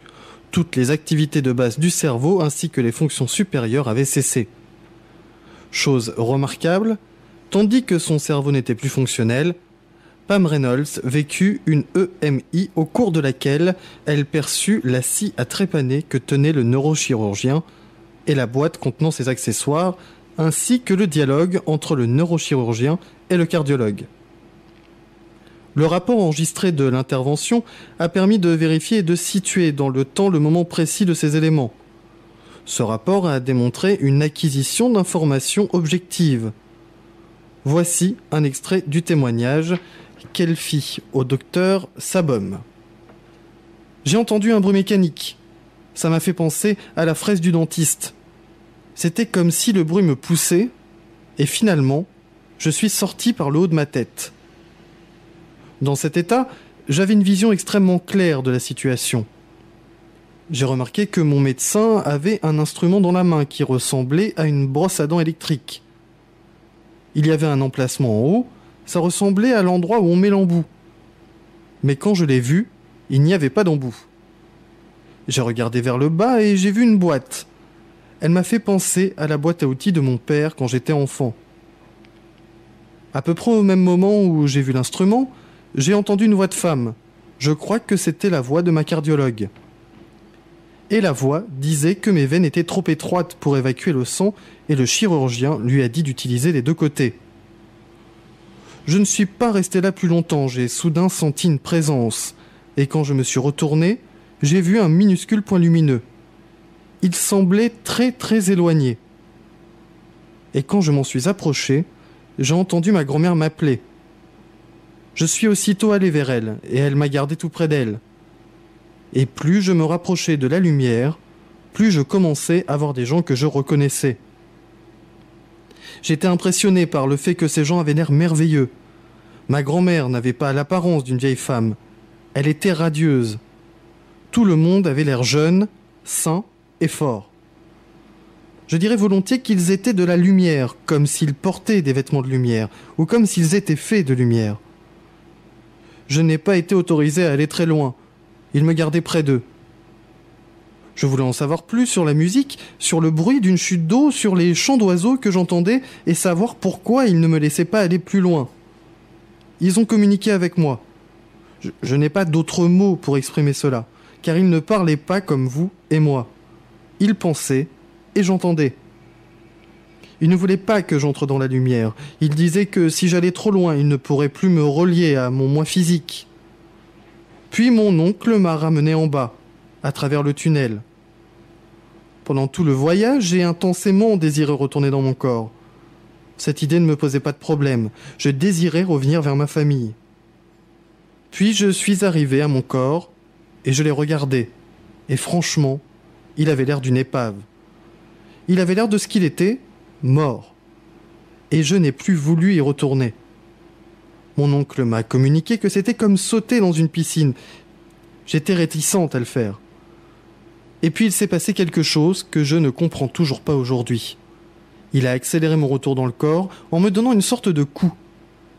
Comme quand on pousse quelqu'un dans la piscine. Et quand j'ai touché le corps, c'était comme un bassin d'eau glacée. Bien, David, ce témoignage de Pam Reynolds que vous faites figurer au sein du dossier consacré à la conscience illustre bien l'enjeu. Vous avez piloté ensemble ce dossier, donc ayant vu la chose de près et étant particulièrement intéressé au sujet, je crois. David, comment progresse la recherche actuellement pour nous montrer que la conscience n'est pas le produit du cerveau ? Depuis le colloque de Martigues, qui a été un petit peu au départ de la décision de ce dossier rédigé par Pierre-Alain Grevet, qui se penche sur ces questions-là depuis de nombreuses années, les choses suivent leur cours, les études continuent, on n'a pas d'actualité réelle parce que les études ne sont pas encore finies, mais en neurobiologie, en neurochimie du cerveau, cela ouvre des portes fabuleuses. Mais je dirais que c'est surtout en termes de conscience que nous avons de nous-mêmes et de nos sociétés et en termes d'espoir que cela donne pour tous ceux qui subissent un deuil, que cela apporte énormément, comme je le disais tout à l'heure. C'est un thème que nous avons choisi de traiter parce que sur la peur de la mort se basent toutes nos peurs et qu'à partir du moment où on sait que la mort ne constitue plus une fin irrémédiable à notre existence, à l'existence de la conscience de nous-mêmes, à partir de là, on peut beaucoup mieux vivre. Mais évidemment, si on pense que la vie se termine, que c'est juste avec un début et qu'on est tous condamnés à disparaître en termes d'identité, et ben on est tenté quand même de se dire, écoutez, après moi le déluge, autant que j'en profite le plus possible en attendant, quitte à ce que ça la coûte aux autres, quitte à être nuisible, de toute façon ça n'aura aucune conséquence, on va disparaître et après il n'y aura rien. Alors que la chose est extrêmement différente à partir du moment où on sait que notre identité va continuer son voyage, voire même qu'elle va peut-être devoir affronter les conséquences de ses actes vis-à-vis d'autrui, et que même d'ailleurs pour la dimension qui est celle de la conscience décorporée, autrui n'est plus tout à fait autrui non plus. Donc à partir de là, toute velléité de nuire à l'autre, que ce soit au cours d'une guerre ou au cours de quelques conflits même personnels, s'en trouve largement évincée. Donc c'est pour ça qu'on a voulu vraiment traiter ce thème. Or, depuis que Raymond Moody avait inventé le terme d'expérience de mort imminente, il y a 30 ans, il y a beaucoup de choses qui se sont passées, effectivement, dans le cadre d'études médicales, scientifiques, qui démontrent que, effectivement, même quand... Alors, on peut toujours dire qu'il ne s'agit pas de la mort, puisque les gens en reviennent pour témoigner de quelque chose, donc effectivement, ils ne sont pas complètement morts. Toutefois, David, ils sont morts. Cliniquement, il faudrait s'entendre sur les termes. On nous dit que la mort doit être considérée comme le moment où l'électroencéphalogramme est plat. Dans le cas de Pam Reynolds, il est plus que plat. Son cerveau est tombé à 15 degrés de température. Donc, elle est revenue de la mort, mais en se basant sur la définition officielle qu'on nous en donne. Bien sûr, elle était effectivement on ne peut plus morte, puisque pendant 1 heure, sa température était descendue à 15 degrés, que son activité cérébrale, non seulement du cortex supérieur, était complètement plate, mais celle également de l'hypothalamus, qui commande les fonctions automatiques, comme la respiration, que son cœur ne battait plus non plus, évidemment, puisque de toute façon, son corps avait été vidé de son sang.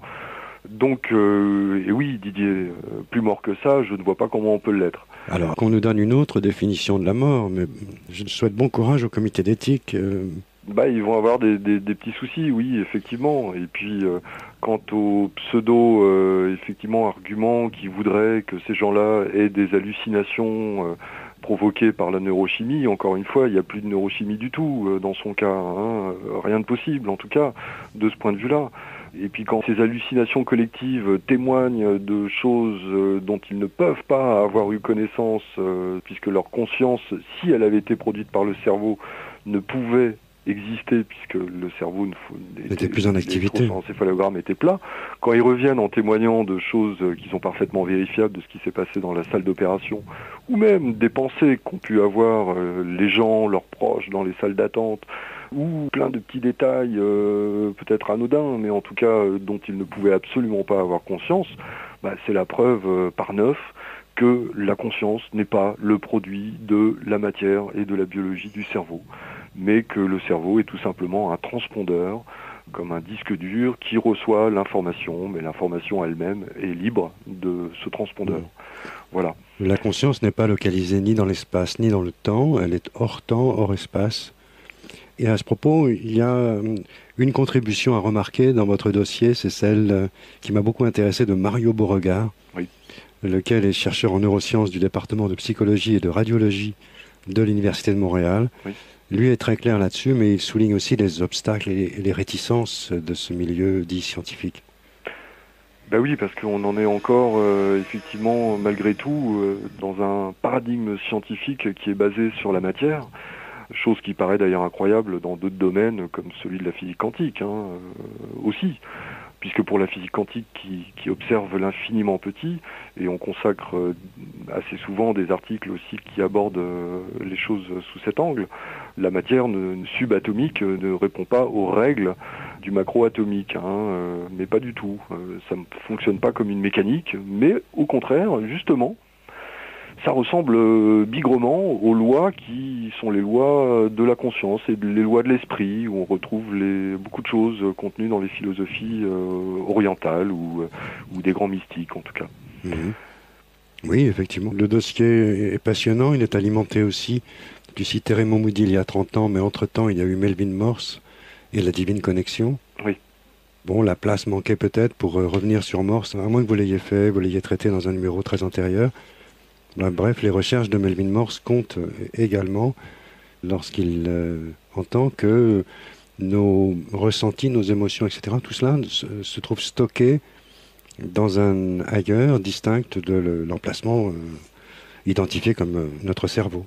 C'était aussi par manque de moyens, mais c'est vrai que ça demandait aussi de fouiller un peu plus loin, parce que Melville Morse c'est un petit peu en tampon entre ces deux conceptions radicalement différentes de notre nature et de la nature de la réalité, et de ce qu'est la matière, puisque lui, parle beaucoup d'une zone temporale droite du cerveau, et là-dessus, les matérialistes peuvent tout de suite effectivement lui emboîter le pas en disant que oui, effectivement, c'est dans cette zone et que c'est cette zone qui est le siège d'un certain type de conscience mystique et d'expérience mystique. Or, la démonstration que nous cherchions vraiment à faire, c'était que le cerveau n'était pas le siège de la conscience, et que la conscience, c'était autre chose. Voilà. Mais pour Morse, si j'ai bien lu, le lobe temporal droit n'est que la passerelle vers la connexion divine connexion, telle qu'il la Tout à fait. Et ce genre de discours qui peut très bien passer aux États-Unis ou dans le public anglo-saxon est plus difficilement défendable chez nos intellectuels français, beaucoup plus cartésiens. C'est pour ça qu'on a préféré laisser un petit peu de côté, puis aussi parce qu'il n'y avait pas une actualité énorme à ce moment-là. Melville Morse avait déjà écrit son livre quelques années auparavant. Tout à fait. Alors par contre, un coup de projecteur important est donné sur la personne de Sylvie Détiolas, cette genevoise qui mène une recherche très pointue mais ardue également, qui se prolonge sur plusieurs mois et dont elle ne peut pas vraiment communiquer les résultats même intermédiaires. Elle semble en très bon chemin, elle aussi. Oui, Sylvie Détolias fait un travail remarquable. Effectivement, on n'a pas encore les résultats de son étude qui prendra probablement encore quelques mois, voire quelques années. Elle a une démarche extrêmement rigoureuse de la biologiste moléculaire de formation qu'elle est. Ce qui est remarquable aussi, c'est qu'elle ne tombe pas dans la tentation de l'angélisme qui est très courant dans le domaine des expériences de mort imminente. On manquait de place, à vrai dire, pour se faire l'écho dans ce dossier de ça, et je profite de l'antenne pour compléter un petit peu le dossier, puisqu'elle tenait vraiment à faire passer le message que toutes les expériences de mort imminente ne sont pas toujours faciles à vivre, ni faciles en termes de conséquences à assumer. Car le monde de la personne qui vit cela est complètement bouleversé de A à Z. Tout est renversé, tout bascule, et tous ceux qui ont l'occasion de vivre cela ne s'en sortent pas toujours au mieux. De la même façon que toutes les expériences de mort imminente ne sont pas toujours extrêmement agréables, que la conscience peut visiter des sphères qui ne sont pas toujours baignées de lumière et d'amour, comme pourtant en témoignent la plupart des gens. Il peut arriver que la conscience traverse aussi des enfers intérieurs. Et c'est arrivé, ça arrive, et ça peut représenter un vrai traumatisme également. Donc attention, il ne s'agit pas non plus d'expériences à rechercher en prenant des drogues ou par quelque moyen excessif que ce soit. Nous avons tenu à nous borner simplement aux expériences qui se situaient dans le cadre très précis d'un arrêt cardiaque, d'un arrêt des fonctions et de l'activité cérébrale, pour vraiment être dans cette ligne que nous nous étions fixés, de démontrer la nature de la conscience, du phénomène de la conscience. Alors un dossier sur le DMT, c'est pour plus tard. Oui, tout à fait, oui. Où on risque de retrouver aussi des mondes d'êtres d'apparence alien, si l'on en croit Terence McKenna, mais c'est autre chose. Oui, on peut se dire que les dimensions de l'esprit sont effectivement assez nombreuses, et que, à ce titre d'ailleurs, là aussi, on rejoint effectivement tout ça. Il y a des liens, il y a des entrelacs de causes et d'effets entre tous ces domaines, d'où le titre de Nexus. Et qu'effectivement, même les personnes qui manipulent le pouvoir politique aujourd'hui sur la planète ont certainement eux-mêmes affaire à des manipulateurs dont l'origine n'est pas forcément très humaine. Le thème de l'intelligence extraterrestre concerne de très près, et là aussi c'est un thème récurrent que nous aimons traiter, qui est celui de l'origine de l'humanité, et d'explorer une troisième voie en dehors de l'évolutionnisme qui ne répond pas du tout, ou plus du tout, en tout cas si on est un petit peu rigoureux intellectuellement à ce que l'on observe sur le terrain, Quant à ce que cherche à nous imposer le créationnisme, je crois que c'est même pas la peine de l'évoquer, tellement cela laisse peu de part à l'intelligence. Au moins, ça s'est tranché. David Dennery, Robert Ethique, l'un de tes collaborateurs, nous a rejoint, il est en ligne avec nous, et lui, si j'ai bien compris, est plus spécialement dédié au domaine des énergies libres. Robert a des prérequis qui sont intéressants, et un curieux assez rigoureux, et qui en plus a un regard également en termes de conscience de ce que représente l'énergie libre en tant que thème par lui-même, qui je trouve était très très intéressant. Alors voilà, on collabore effectivement de numéro en numéro, on discute de l'actualité, on regarde un petit peu ce qui se passe, et on essaye d'avancer dans ce domaine où il y a une foule de choses qui sortent de plus en plus d'ailleurs, de plus en plus nombreuses, où il n'est pas toujours facile de retrouver ses petits, et où le regard de Robert, qui est très aiguisé, en plus avec beaucoup d'humour, nous permet d'y voir plus clair. Alors, on connaît en France les travaux de Jean-Louis Naudin, on connaît un peu, disons, on connaît le procédé Pantone, un peu, pas beaucoup, mais en fait, c'est pas la vraie révolution attendue. J'ai appris que dans les années 30, le banquier J.P. Morgan avait donné pour instruction à ses collaborateurs de ne lui présenter que des projets sur lesquels on pourrait placer un compteur. Et je crois que c'est assez révélateur d'une mentalité et d'un vice qui a engagé toute une époque derrière lui. Et l'idée des énergies libres, si l'on en croit Stephen Greer, dont on parlait tout à l'heure, ou de Harold Puthoff, qui travaille dans son laboratoire à Austin, Texas, c'est d'aller beaucoup plus loin, c'est de rendre l'énergie libre et gratuite à disposition de chaque citoyen. Est-ce que Robert Ethique a trouvé des pistes ? Les pistes, il y en a plein. Il y a Mestéorn, notamment. Une des seules choses qui existent et qui soit publique, c'est la fameuse machine du Norvégien Reidar Fensrud. Il l'a défini lui-même comme une sculpture perpétuelle. C'est une boule qui tourne entre deux pistes, c'est des roues de vélo en fait, et puis qui tourne comme ça pendant des mois, on lui donne une petite impulsion, enfin c'est assez difficile à régler je crois au départ, puis ensuite ça continue quoi. Bon ça c'est une machine qui fonctionne toute seule mais produit pas d'énergie, ça fonctionne avec, on sait pas trop comment d'ailleurs, il y a des pendules avec des aimants, etc., etc. Bon il y a cette machine-là qui est publique, on peut aller la voir dans son exposition à côté de la capitale norvégienne. Sinon, il y a la machine Meternita, là, qui a été fabriquée par une communauté, des gens disent que c'est une secte, enfin, ce n'en est pas une. Disons, c'est une communauté en Suisse allemande. Bon, ça, c'est pareil, c'est une machine électrostatique avec 2 roues contre-rotatives. On la fait démarrer avec une impulsion et elle produit, par contre, elle continue à fonctionner toute seule et elle produit de l'énergie. Bon, cette machine-là, elle n'est pas visible. Il faut aller les voir, il faut être agréé, enfin ils veulent pas la donner au grand public parce qu'ils trouvent que l'humanité n'est pas encore prête à recevoir ce genre de truc. Bon. Elle serait surunitaire, elle pourrait permettre de produire... Oui, c'est surunitaire.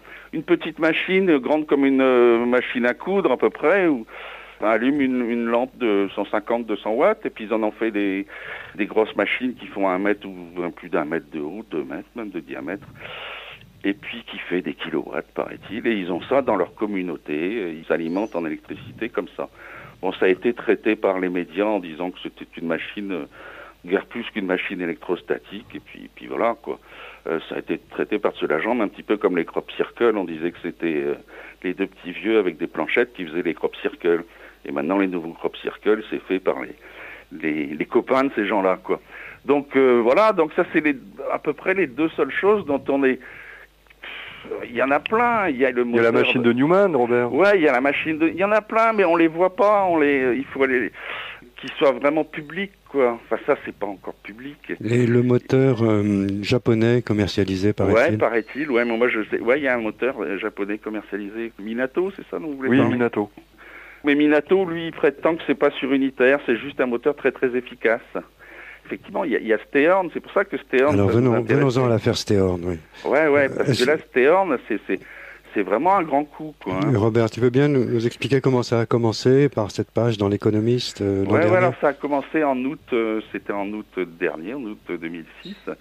Ils se sont fendus d'une page dans The Economist disant, voilà, on a trouvé un nouveau procédé qui produit de l'énergie propre, inépuisable, vous n'aurez plus besoin de recharger vos batteries, etc., etc. Ça peut être augmenté en taille, et on cherche 12 scientifiques, leur mot était cynical, 12 scientifiques cyniques, enfin, pour tester notre truc. Alors écrivez-nous. Alors ils ont eu, envoyez-nous un mail, alors ils ont eu plusieurs milliers de réponses, ils en ont sélectionné 12. Et maintenant, bon, ces gens-là, paraît-il, je dis paraît-il parce que on ne sait pas du tout comment ça fonctionne, leur truc. On sait qu'ils l'ont découvert par hasard. C'est une machine à aimant permanent qui fonctionne toute seule et qui produit de l'énergie. Ils ont pris une politique, parce que la plupart des gens, bon, cherchent à... Ils ne disent pas tout, ils déposent des brevets, ils essayent de déposer des brevets, etc., etc. Eux, ils ont choisi une méthode différente. Donc là, les 12 scientifiques sont au travail. McCarthy, comme le PDG de ST, pense que ça va durer à peu près 1 an. Mais bon, si ça dure 2 ans, bah tant pis. Et donc, ils sont chargés de dire si ça fonctionne ou pas. Et parallèlement à ça, ils ont créé un site web, évidemment. Donc là, il y a avec un forum qui est... j'ai jamais vu un forum comme ça. Il y a des milliers et des milliers d'interventions, des milliers de sujets, avec certaines comportent 3-4 interventions, d'autres des milliers aussi. C'est un boulot à plein temps de lire ça. Moi, j'ai pas le temps. Et puis ensuite, ils ont fait ce qu'ils appellent le Stehorn Development Club. Ils ont sélectionné 200 personnes à laquelle ils donnent des indications pour qu'ils essayent de reproduire le système, quoi. Donc voilà. Alors évidemment, il y a la plupart des... Enfin, Stehorn, ils ont tout le monde contre eux. Ils ont les croyants, entre guillemets, parce que les believers, on appelle ça, les croyants en énergie libre qui se disent c'est trop beau pour être vrai, c'est pas possible, c'est une entreprise de désinformation. C'est-à-dire qu'au bout d'un certain temps, ils vont dire, voyez, c'est faux, ça n'existe pas, ça peut pas exister. En attendant, ils ont mouillé pas mal de gens, dont Thomas Burden, qui lui pense que Stehorn, c'est réel, quoi. Et puis il y a donc ça, c'est les believers qui disent ça, les croyants entre guillemets. Et puis il y a les sceptiques qui disent c'est une entreprise de, comment ils appellent ça, marketing viral. C'est-à-dire que c'est un coup de pub, quoi, pour Stehorn, qui va dire oui, mais ça n'existe pas effectivement, mais nous avons quand même des procédés qui sont pas surunitaires évidemment parce que c'est impossible, mais très efficaces. Donc voilà, un coup de marketing ou un coup de bluff, vous voyez. Donc voilà, Stehorn, on en est là. Donc c'est en Irlande? C'est en Irlande. Alors en plus, alors les gens ils rigolent, quoi, les Irlandais qui ont trouvé le mouvement perpétuel. Enfin, vous voyez tout le genre de blagues qu'on peut faire à partir de ça, quoi. Donc voilà, moi je pense qu'on ne sait pas, on n'a pas vu. Ils ont fait ce qu'ils appellent le Stehorn Magnetic Toy. Là. C'est une petite machine qui effectivement, semble produire plus d'énergie. C'est-à-dire que quand elle fait un tour, elle retourne à sa position initiale et en attendant, elle a créé un peu d'énergie, quoi. Mais ça, c'est une machine à un coup, comme je dis. Et donc voilà, Stehorn. Moi, je pense que de plus en plus, ça paraît vraiment quelque chose de très sérieux, quoi. Mais je vous dis, ils ont contre eux à la fois les gens qui croient, puis en plus, les gens qui croient, ils disent mais comment que ça se fait? Il n'y a pas de, ils n'ont pas été menacés, etc., etc. Ça a l'air trop simple, trop facile pour être vrai, quoi. Et les autres disent bon, c'est pas possible. Donc il y a autre chose. Voilà. Alors, est-ce que la rumeur de pré-faillite s'est vue confirmée? On a parlé d'un groupe qui était en difficulté financière et qui aurait trouvé un coup pour se renflouer. Moi, j'ai pas entendu ça parce que Stehorn, ça fait... Parmi les nombreuses rumeurs, oui, concernant Stehorn, celle-ci a circulé, mais... Ah ouais, j'étais pas au courant de cette rumeur. Ça serait extrêmement risqué d'essayer de se renflouer avec ce genre de pari. D'abord parce que leur pub dans The Economist, c'est franchement pas gratuit. Je crois que c'est... je sais pas si tu te souviens, Robert. Oh, je sais plus. C'était en ancien franc. 65 000 livres, je crois. Ancien franc, entre guillemets. C'était 400 000 balles, un truc comme ça, je sais plus combien. Oui, un demi-million, quoi, près de ça. Donc ça, c'est quand même déjà, faut les trouver. Et puis parce qu'ils ont une démarche qui paraît foncièrement honnête, quoi. On entend dans leurs interviews quelques accents de sincérité, d'altruisme même. Ils n'ont pas cette velléité d'essayer de absolument, ce qui à mon avis a scellé un petit peu la fin de tous ceux qui ont joué le jeu des brevets industriels, qui se sont retrouvés vite au placard parce qu'effectivement, comme Didier le disait tout à l'heure, tout ce qui ne peut pas comporter un compteur est voué à l'échec par ceux qui vendent de l'électricité, qui sont quand même des lobbies extrêmement puissants. Donc bon, ils ont dit on avait deux solutions, soit on essaye de développer ça en cachette, ce qui paraît très difficile pendant 10 ou 20 ans, et puis on sort le truc une fois que c'est complètement développé, ce qui est quand même une entreprise assez hasardeuse, ou alors on tente ce coup-là, le coup de la médiatisation, qui est la meilleure façon à la fois de nous protéger, de protéger l'idée, et de faire en sorte qu'un jour ça sorte, surtout si c'est validé par un jury de scientifiques. Donc je trouve que c'est leur raisonnement en tout cas est parfaitement construit et puis crédible. C'est pour ça qu'on a envie de suivre cette affaire parce que c'est quelque chose qui nous semble quand même des plus sérieux. Mmh. Oui, puis mettre 200 bonhommes dans le coup, enfin, est-ce que... J'en sais rien, moi. Et puis, il se passe des choses, souvent, si c'est pas du marketing viral, comme on appelle, je sais pas ce que ça veut dire, d'ailleurs, moi, enfin, j'ai entendu ça, cette expression. Et si on prend Perendef aussi, qui aurait un moteur qui fonctionne avec des aimants permanents. Bon, ben, moi, j'ai vu une vidéo de Perendef, là, qui circule sur le net.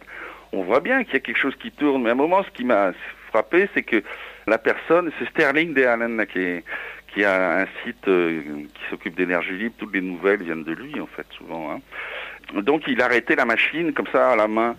Donc, moi, je pense que des gens comme Perendef, ils ont quelque chose, effectivement. Mais peut-être qu'ils sont un peu précipités.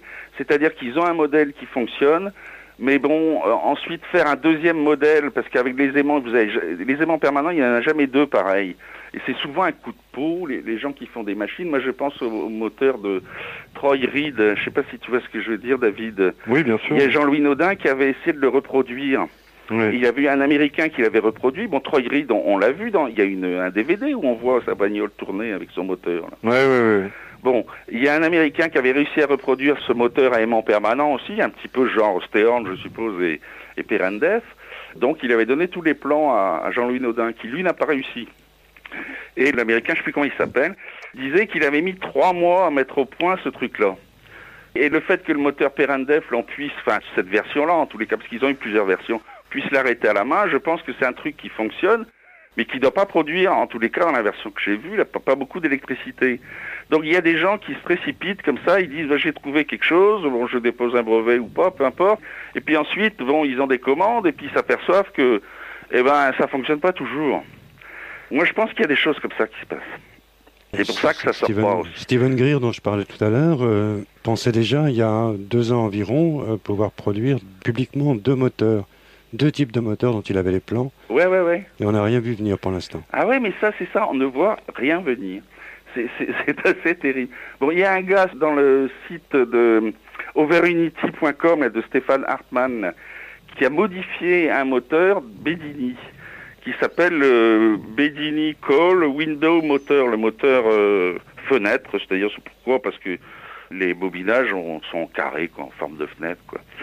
Et donc il a reproduit ce truc-là, il a donné tous les plans, il n'y a pas de problème.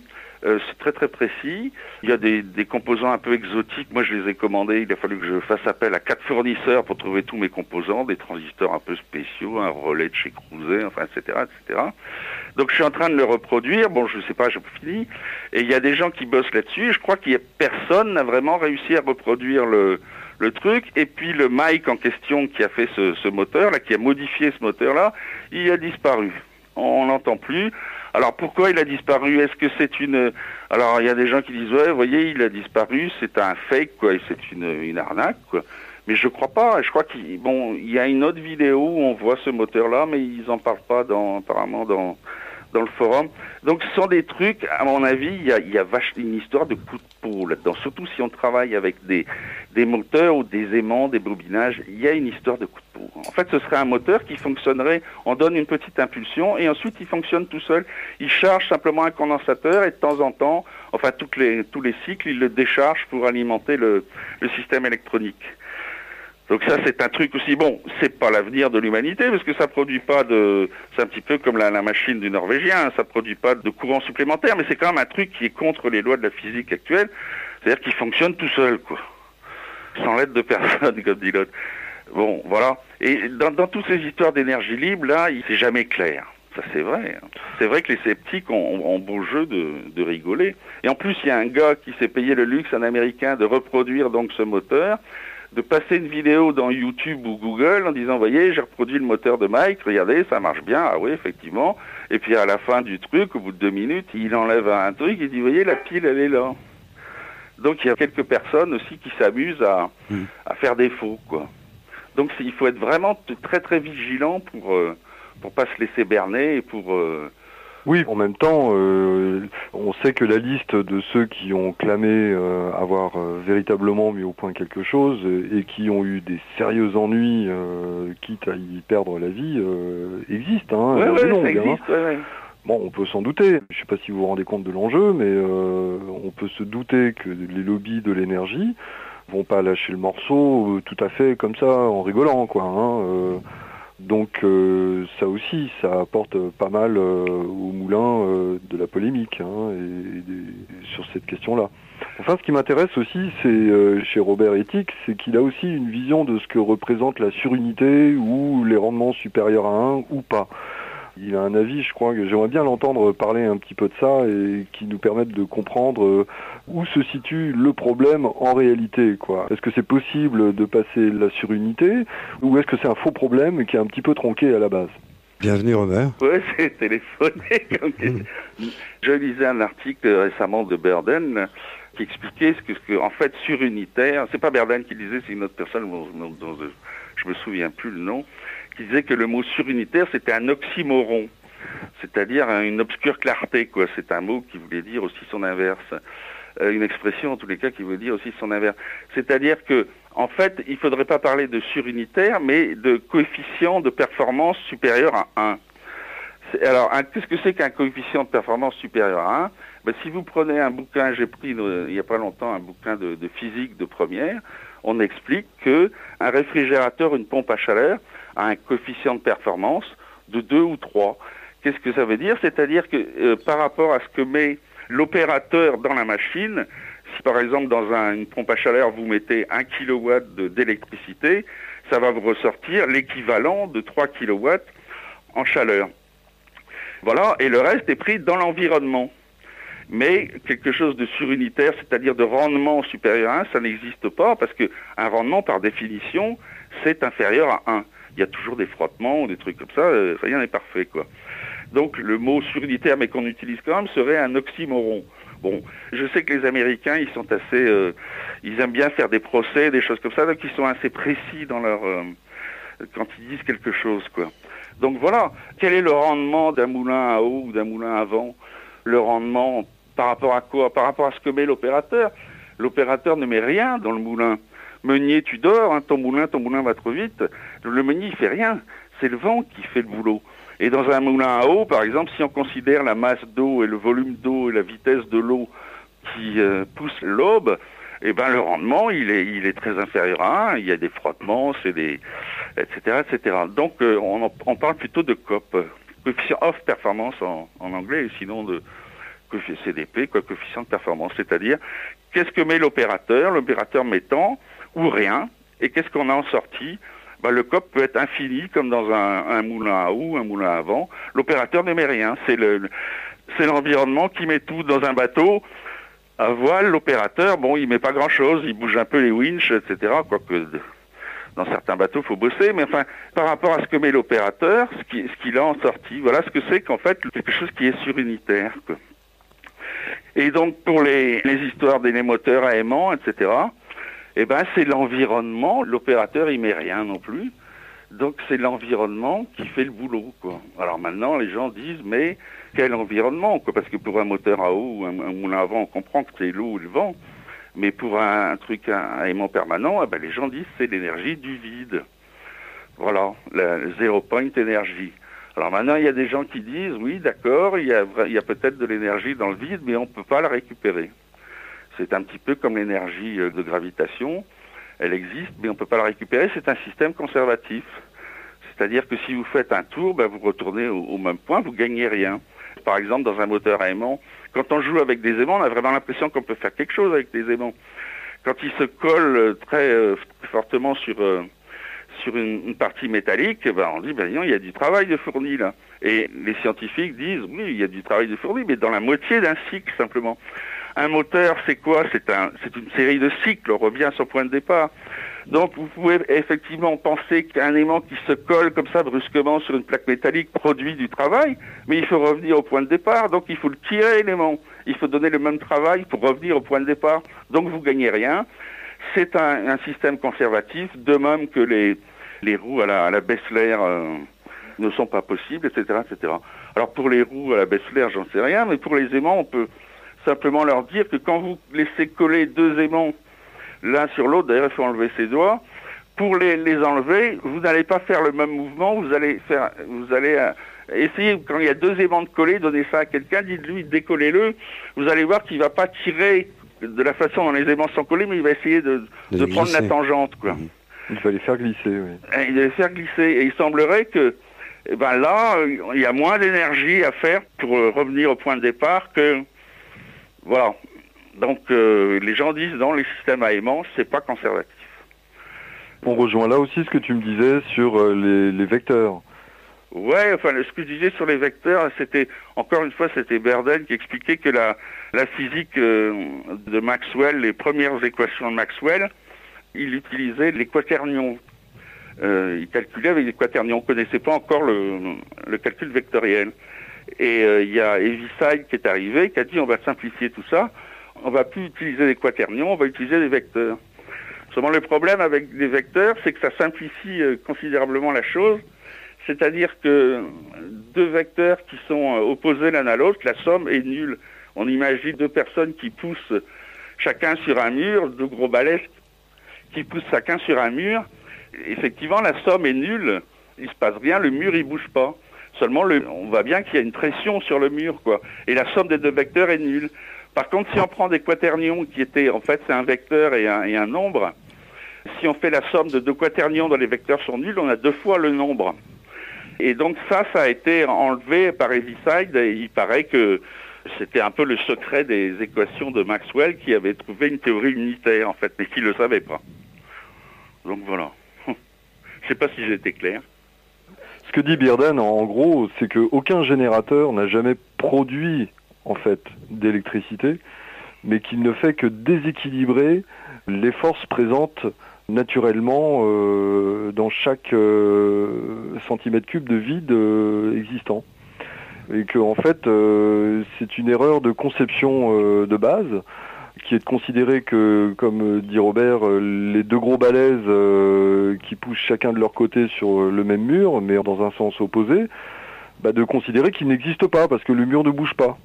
Oui, le mur ne bouge pas, et puis comme une force est représentée par un vecteur, et que la somme de deux vecteurs qui vont en sens inverse, c'est nul, c'est zéro, quoi.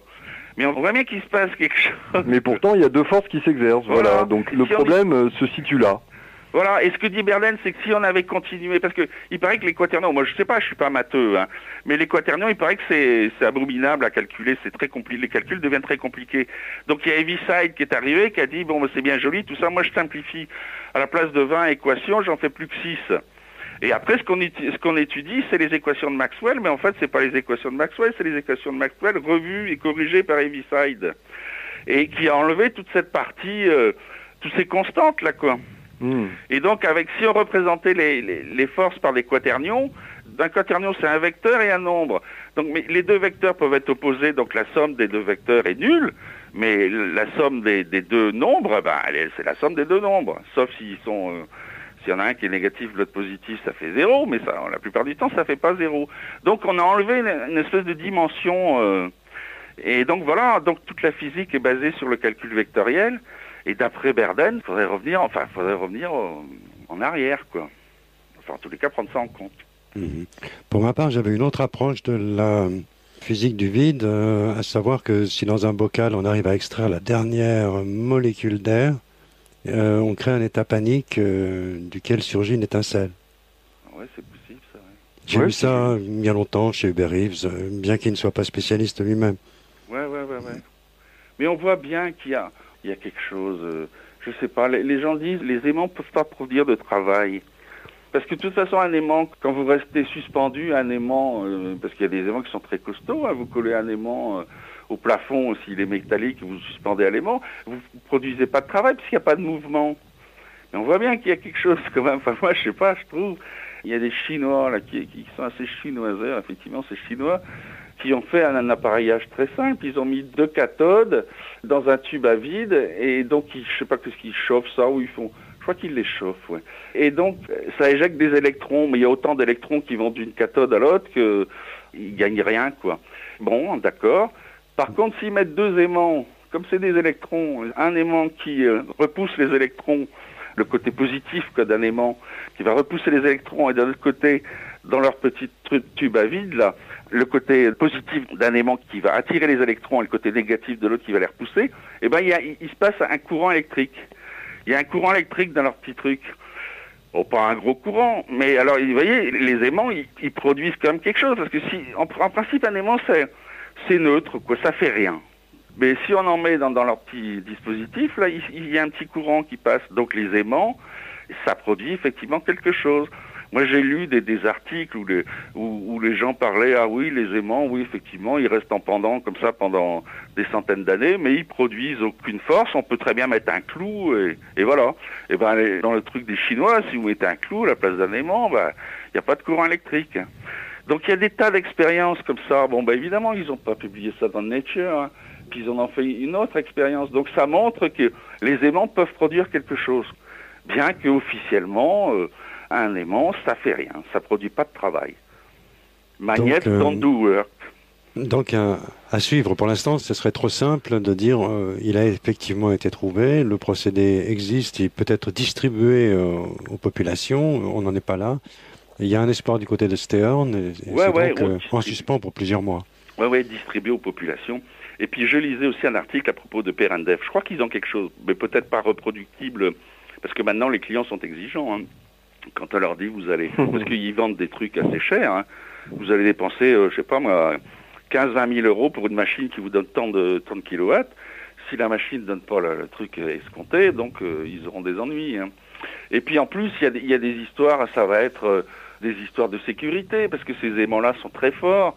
Si jamais il y en a un qui se décroche, avant que ce soit ce qu'essaye de faire Stern, en principe, hein, c'est que ce soit reconnu, quoi, que effectivement on peut faire les aimants peuvent produire quelque chose, quoi. Mais par la suite, vendre quelque chose, c'est autre chose. Il va y avoir des histoires de sécurité, vous connaissez le truc. Hein. Il va y avoir des commissions, dire ah ouais non, il faut faire comme ci, il faut faire comme ça. Donc être sur le marché, faut attendre un peu à mon avis. Il faut déjà que ce soit reconnu, quoi, plus ou moins officiellement, avant que ce soit dans tous les foyers. Enfin, je pense. Et avant que ça soit dans toutes les revues, ça sera au moins sur Nexus. Ah ouais, c'est ça, oui. Bah oui, on essaye de... Moi, je suis aussi sceptique. Enfin, je suis sceptique, je fais gaffe, quoi. Je sais qu'il y a des gens qui font des défauts, je sais que c'est très critiquable. Donc, à chaque fois, dans les articles, j'explique pourquoi c'est impossible d'après la science officielle. Enfin, j'essaye de comprendre. Et puis voilà, quoi. Mais c'est sûr que c'est pas... Et puis, tous les intérêts qui sont en jeu, vous imaginez le truc. On peut avoir de l'énergie gratuite et inépuisable. Les gens, ils vont se barrer, ils vont aller, je sais pas, habiter en forêt ou sur leur bateau. L'énergie, c'est terrible. C'est comme ça qu'on nous tient avec les compteurs, avec... on est tributaire d'EDF, de la pompe, parce que les moteurs à hydrogène, ça existe aussi, hein, qui ne fonctionnent qu'à l'hydrogène, qu'à l'eau, quoi. Ça existe. Hein. Meyer, Stanley Meyer, il a fait quelque chose. Hein. Mais bon, il aurait été empoisonné. Moi, je dis il aurait, parce que les gens disent oh non, c'est pas vrai. Je sais pas quoi, il est mort de je sais pas quoi. Enfin, vous voyez. Non, l'énergie libre, c'est vraiment Puis ça me fait penser aux ovnis aussi. On parle pas d'ovnis, mais si on disait, vous voyez, les ovnis, bon, ok, ça existe. On vous a menti pendant 50 ans, les ovnis, ça existe. Qu'est-ce que diraient les gens? Ah, c'est très bien, mais ça marche en 12 ou en 24 volts, ces ovnis-là. Les gens commenceraient à se poser des questions sur l'énergie. Donc c'est peut-être un peu pour ça aussi qu'on ne parle pas trop d'ovnis, ou on s'en moque. C'est vraiment le problème, que l'énergie, mais l'énergie, c'est l'argent. Hein. Une théorie récente laisse entendre que le dispositif énergétique alien serait à base de pentagène, autrement dit le 5e isotope de l'hydrogène, mais qui est remarquablement instable. Donc il suppose une production et un confinement assez délicats avant de pouvoir être utilisés. Ouais, je sais pas, peut-être, ouais. Mais ça veut dire qu'ils n'ont pas besoin de faire le plein, quoi. Et donc, s'ils n'ont pas besoin de faire le plein, les gens commencent à gamberger. Enfin, Bien, Robert. je ne sais pas. On va remercier Robert Ethique, bien sûr, et conclure avec David Danéry. Cette émission est diffusée le mardi soir à partir de 23h et le dimanche de 14h à 16h. On a fait un tour d'horizon, sachant aussi qu'il y a quantité d'autres sujets dans Nexus qui auraient mérité le même traitement. Et pourquoi pas une autre émission avec 4 autres sujets, David? Effectivement, on aborde beaucoup des sujets de santé qui remettent en cause, encore une fois, les paradigmes orthodoxes. Bon, c'est vrai que là aussi, la biologie, avec depuis Benveniste et la mémoire de l'eau en tant que phénomène en premier lieu informatif et non pas matériel, ouvre des champs qui sont quasiment infinis. Et puis les sujets souvent abordés dans Nexus, les thérapies alternatives, effectivement, au travers d'éléments naturels. Enfin bon, encore une fois, la santé, tout ce qui est alternatif à la chimie des grands lobbies pharmaceutiques est abordé. Il faut parler d'André Gernez, par exemple. Oui, André Gernez, oui, effectivement, par exemple, qui est un médecin dont les découvertes ont fait l'objet, en tout cas, de conflits au sein des plus hautes autorités de l'État et qui finalement n'ont pas su trouver une voie qui leur est méritée. Bon, tout ce qui est de l'ordre finalement de ce qui n'est pas dit ailleurs et qui remet en cause les paradigmes conceptuels qu'on nous inculque tout au long de notre éducation et puis à longueur de pages de médias et d'antennes bien pensants et de la pensée unique. Voilà. Oui, et puis bousculer aussi un peu les patrons, où qu'ils se trouvent, les patrons de laboratoires qui se croient installés et ceux qui dispensent avec parcimonie calculer les subventions de recherche, qui ne les donnent pas évidemment à ceux qui sont à contre-courant de la vieille école.